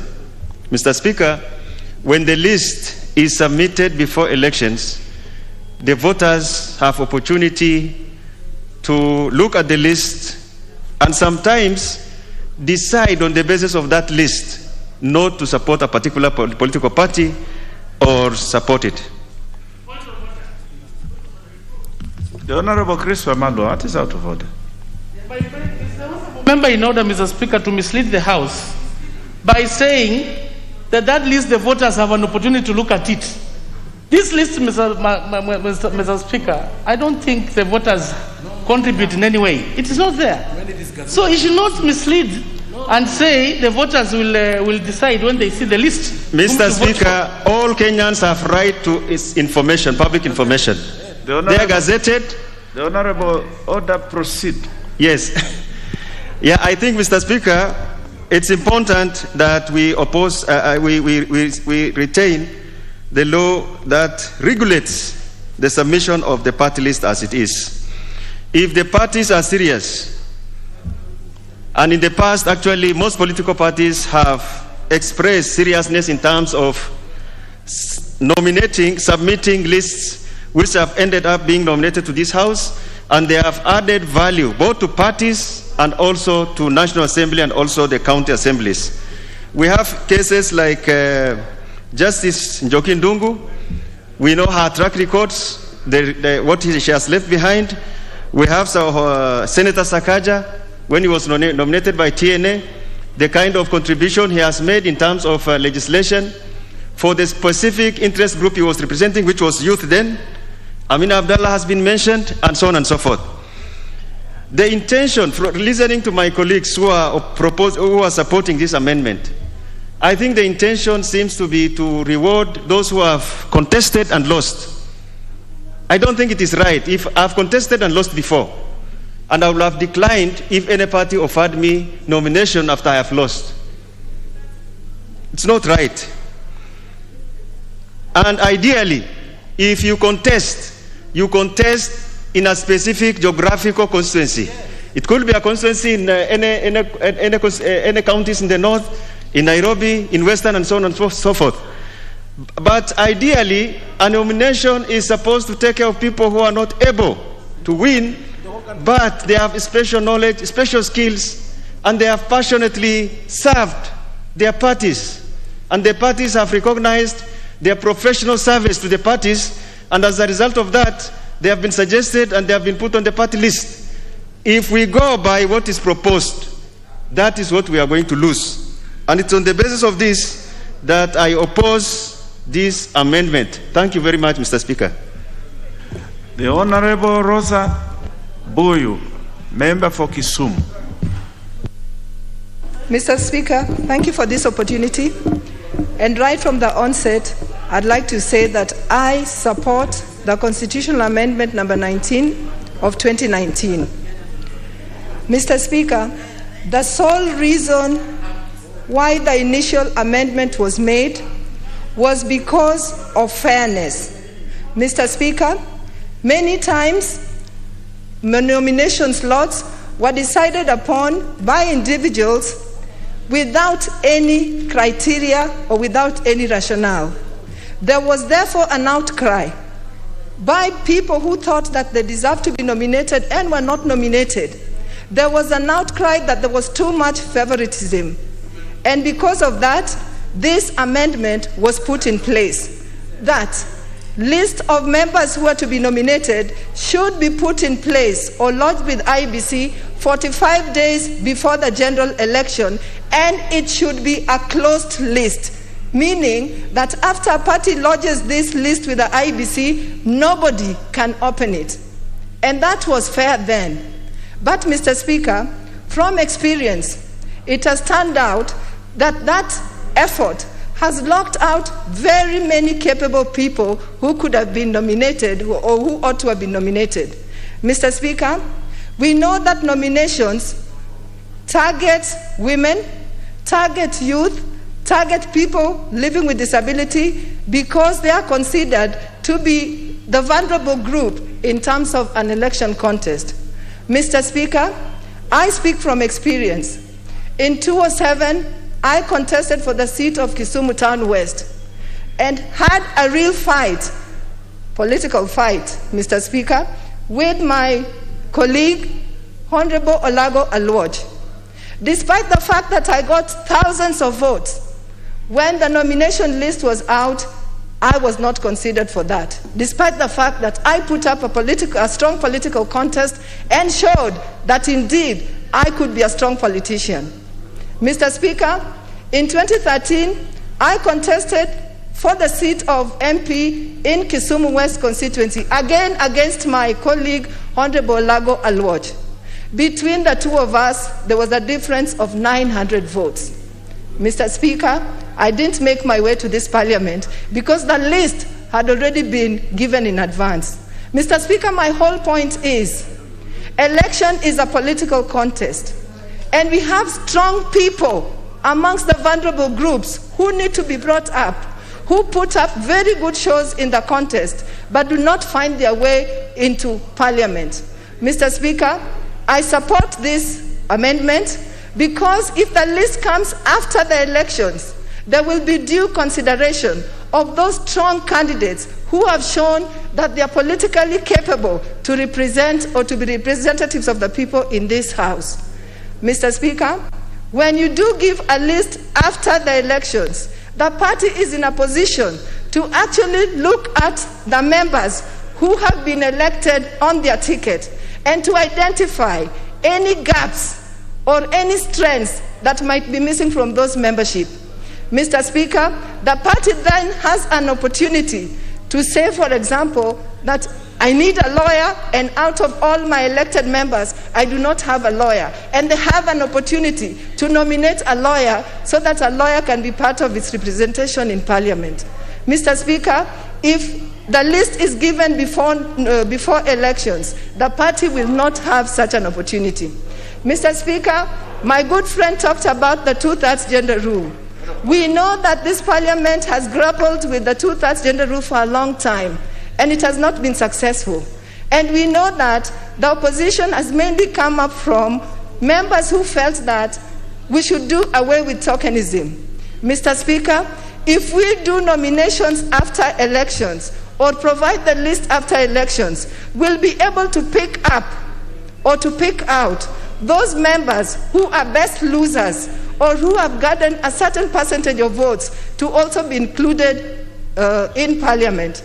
Mr. Speaker, what this does is when you nominate a strong person, she's able or he's able to learn the ropes of where she might not have succeeded, and in the next contest be able to win, thereby bridging the gap between the male and the female members and helping Parliament actually achieve the two-thirds gender rule. Mr. Speaker, somebody actually said that if we have the list given after elections, that we will be dealing with the issue of allegiance to parties. Mr. Speaker, that is not what this bill seeks to do. Because whether you nominate a member before elections or nominate the member after elections, whether that member decides to be loyal to the party or not does not depend on this bill. That is a personal choice. Mr. Speaker, I only wish that this bill could have gone a step further and actually stipulated or specified that in the list of nominees that would come after the elections, the people who should be first considered are those vulnerable members who have put their best foot forward and are best losers. Mr. Speaker, otherwise, I support this bill, and I want to thank Honorable Mutua for coming up with a bill for discussion in Parliament. Thank you, Mr. Speaker. The Honorable Boyo, it is true you put up a good fight in Kisumu. I was witness to your campaigns in Kisumu. It was something to behold. The Honorable Oyula Maero, member for Butula.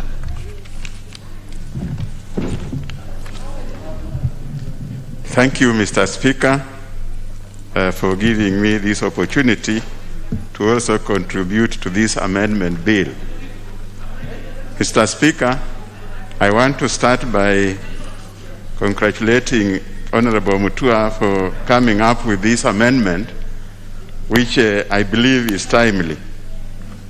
Mr. Speaker, this amendment talks about timing. It does not talk about who are going to be nominated. It is talking about timing when the nomination lists should be forwarded by the party. So, Mr. Speaker, all we need to do is to look at the merits and demerits of the timing. Mr. Speaker, I support this because submission of lists after the elections will enable the parties to identify the rightful people who can be nominated by the party supporters, those who have contributed seriously to the success of the party. Mr. Speaker, nominations before the election brings in even those people, the people who will deceive the party machinery that they are with the party, yet they just came in for the purpose of getting nomination. So, Mr. Speaker, nomination after the election should be preferred to nomination before the elections. So, Mr. Speaker, I think when we are discussing this, we should be concentrating on the timing, not who are going to be nominated. Thank you, Mr. Speaker. The Honorable Barasa Mutua, member for Kimilili.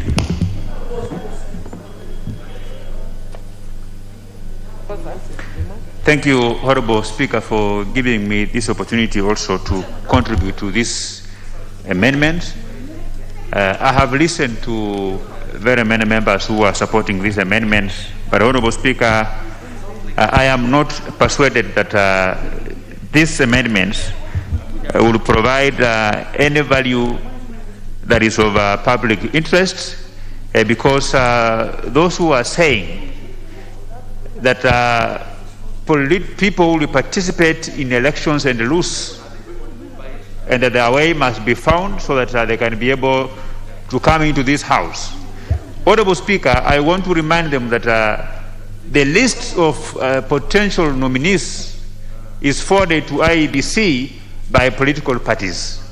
And those political parties have an opportunity to do so after their party primaries. They can decide to forward the names of those people who will be number 2 in their party primaries for considerations for nomination, Honorable Speaker. And the IEBC has given political parties a leeway to nominate maximum number of people, of course in a particular order of priority, so that depending on how they will perform in the general elections, they will not be short of the people to nominate. So that was already cured in our existing laws, Honorable Speaker. Honorable Speaker, when you look at the way our 2010 Constitution was drafted, Honorable Speaker, there were a lot of meetings, a lot of engagements, and that idea to make sure that a list of the people to be nominated is forwarded to IEBC before elections was a well-thought idea. There were very many benefits to it, Honorable Speaker, but the content of these proposed amendments, I think they are not well thought, and they can really water down the very benefits that we enjoy as a country by forwarding the names before general election, Honorable Speaker. With the view of those party leaders whom my very good friend and my nephew, Honorable Chris Omalwa, talked about, that this House might miss from their very good expertise distinguished citizens like Honorable Martha Karua, like Honorable Raila Amolo Odinga. Honorable Speaker, they have an opportunity to convene their party parliamentary group meetings, go through the various bills and proposals before this House, and make their contributions through their membership, Honorable Speaker. This House has an opportunity to tap into the intelligence of any Kenyan when it comes to public participation, Honorable Speaker, and even any Kenyan can petition this House to pronounce itself on a matter, to amend a particular law, so there is nobody who will be fined out, Honorable Speaker. Honorable Speaker, Kenya as a country, you cannot tell me that it can be short of people who are intelligent enough, people who will make good contributions at the point of, before general election, that can only be made possible after general election, Honorable Speaker. We live in a country where for you to come into this house, Kenyans must bring you here. This is a house of representatives. We represent Kenyans, we represent people. Even those who are nominated, Honorable Speaker, they represent special interest groups. So if the people of Kimilili constituency will decide that I am not a good representative and they replace me with somebody else, Honorable Speaker, there is no problem. If I am still resourceful, the government can accommodate me elsewhere, either minister, either CAS, either principal secretary, if I qualify, Honorable Speaker. So I am opposing these amendments. This amendment is not drafted in the general interest of the general public. It seems that is going to provide a landing for certain individuals in the name of party leaders. And the reason as to why the drafters of the Constitution said that the list should be forwarded to IEBC before general election is to stamp out jokers. If you know you cannot win an election as a president, then don't try. And they find out, you find another route to come to this house, so that we leave the positions of running for presidency to serious people. If you are not serious, a serious presidential candidate, you can run for MCA, you can run for member of parliament, you can run for a senator, but your heart cannot be to occupy the state house, and then you're also coveting that you can come back to this house through a nomination, Honorable Speaker.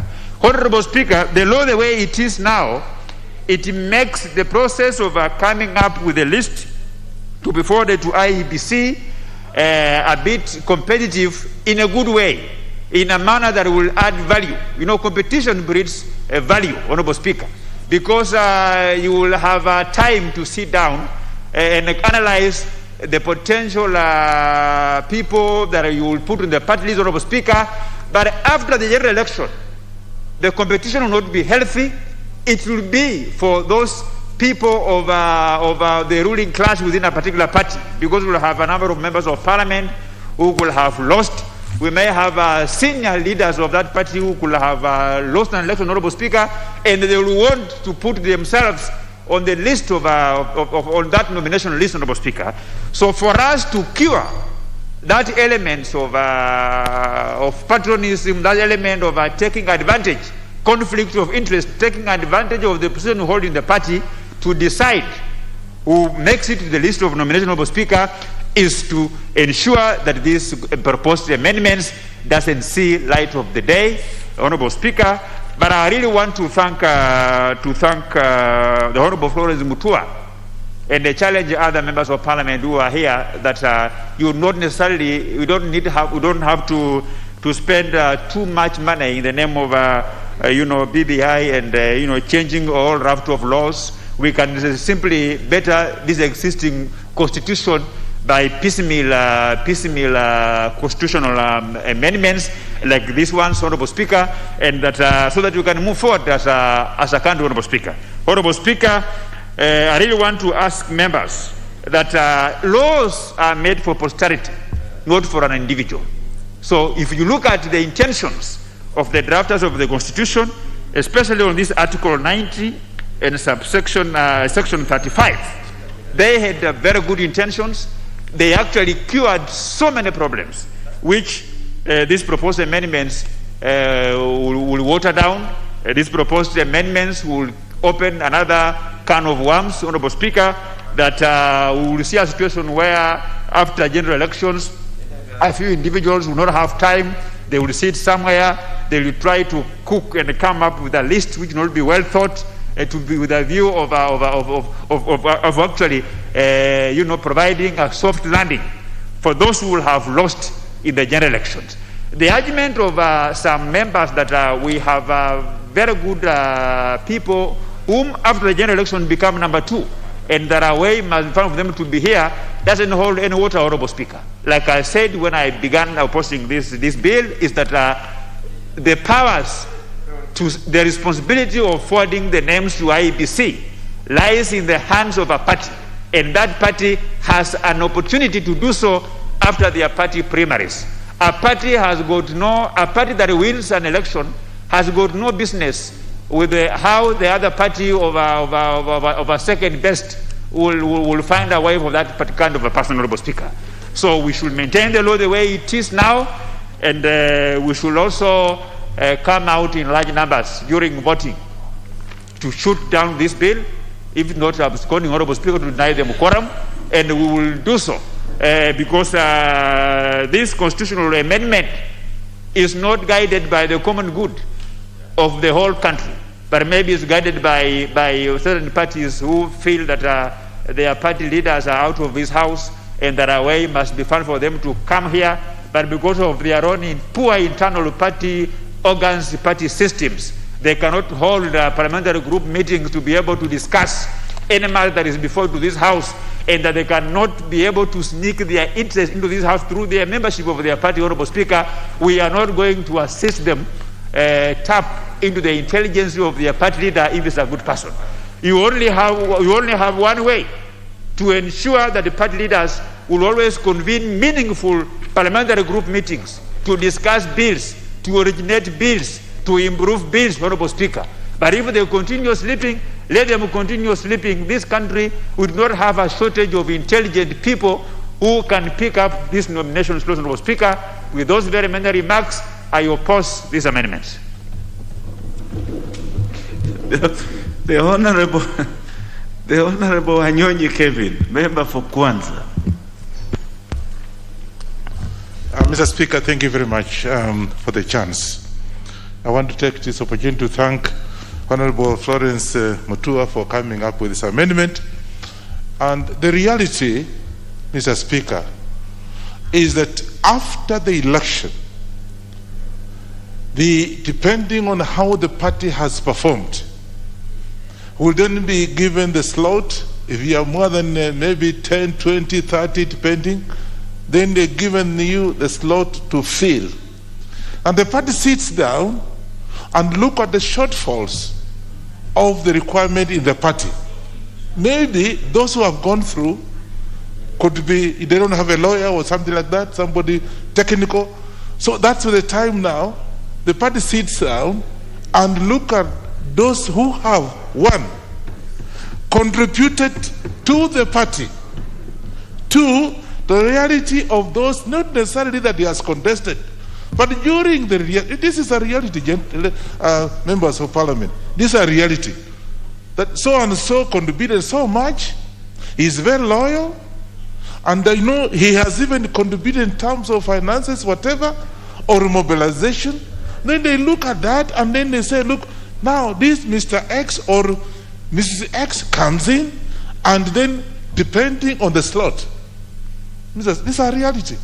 And ask me, because I'm a ranking member, and I can tell you, Mr. Speaker, I started contesting years back, and I lost 3 times.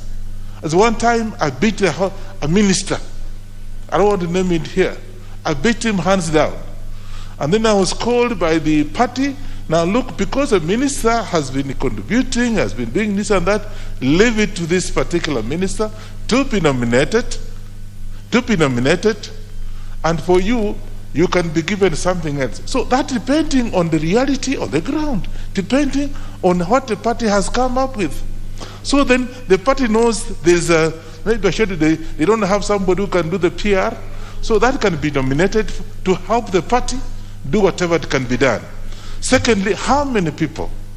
Not that you will nominate everybody else, not necessarily that you may stand on for the Kenya ticket and they lose to Jubilee, and then you look at that particular person, how has he, what is his ability in terms of putting the party together for continuity? So, Mr. Speaker, it's not something that we want to argue and re-argue, but all we are saying, what are you informing me? You don't inform me anything. I don't want to take that information. Just hold on, the Honorable Wanyonyi. The Honorable Sankok, what is out of order? The member is misleading the House to say that there is a member who have contested and you have contributed to the party. Remember, you contest in a constituency and you represent people all over the country. The Honorable you did not contribute to the party. The Honorable Sankok, you're out of order. Resume your seat. I didn't even get it right. Proceed. When you talk of contribution, it could be contribution in terms of ideas. It could be contribution in terms of mobilization of people for your party. It could be contribution in terms of finances. That's what I'm talking about. And then of course there's this loyalty. Some people come in because they know your party is and they're not loyal. So I think this amendment is timely and given the 21 days, so you don't have to take too long to be able to come up with a list and what have you. So 21 days after the election, from my own experience, I think is quite adequate. And then the party can be able to sit down and come up with a list and then forward it to the political party. Secondly and lastly, the 2/3 gender rule, again, we look at it and see, look, maybe there are more ladies who have contested in that particular, and I know there are many. So then you look at you feel it is putting in the men. If there are more men in the party that have been elected, you look at the ladies so that you can balance out. That's what it means. So I don't understand why we should, this actually amendment should be passed yesterday so that you can be able to move forward. And this is actually an eye-opener to the parties. Because I've had cases where, for example, and I quite agree, in my own party.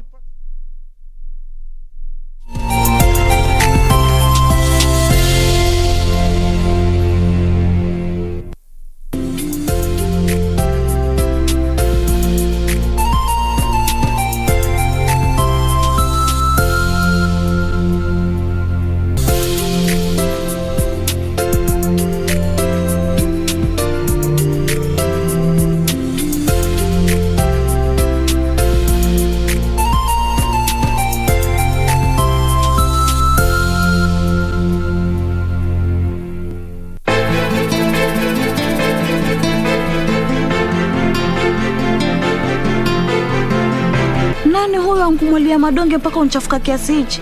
Si ni wewe na mpenzi wake huko. Hapa bwana, jisikie uko nyumbani, unakaribishwa Zari anytime. Asante. Karibu sana. Kwa hivyo kila siku mimi na wakili tutakuwa tuonana Come on kids. Hilo si lilikuwa ni swali, sasa mjadala ni wa nini? It's either about me or nobody at all. I'm sorry. I'm not following this. Where did you last have it, Maswala yako peleka polisi huko. Sawa, ninachotaka hapa mimi ni mkufu wangu. Period.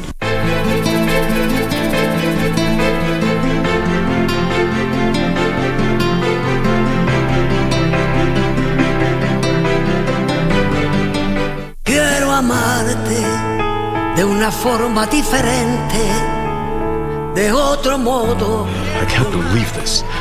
I just can't believe that Max would let himself get carried away with my wife's issues and let himself get dragged into this mess. Jeez. Oh, I believe this is now starting to look like it's a crime of passion. There's no crime of passion here, officer. My brother didn't kill anyone. This is only temporary, and we'll get Max out of there eventually. Yes. We'll find someone else to blame, so don't worry. Yes? It's all under control. How could you even say that? Max didn't kill anybody. I know that, and I believe him. But still, I know... We all know he couldn't stand Horacio. You know that.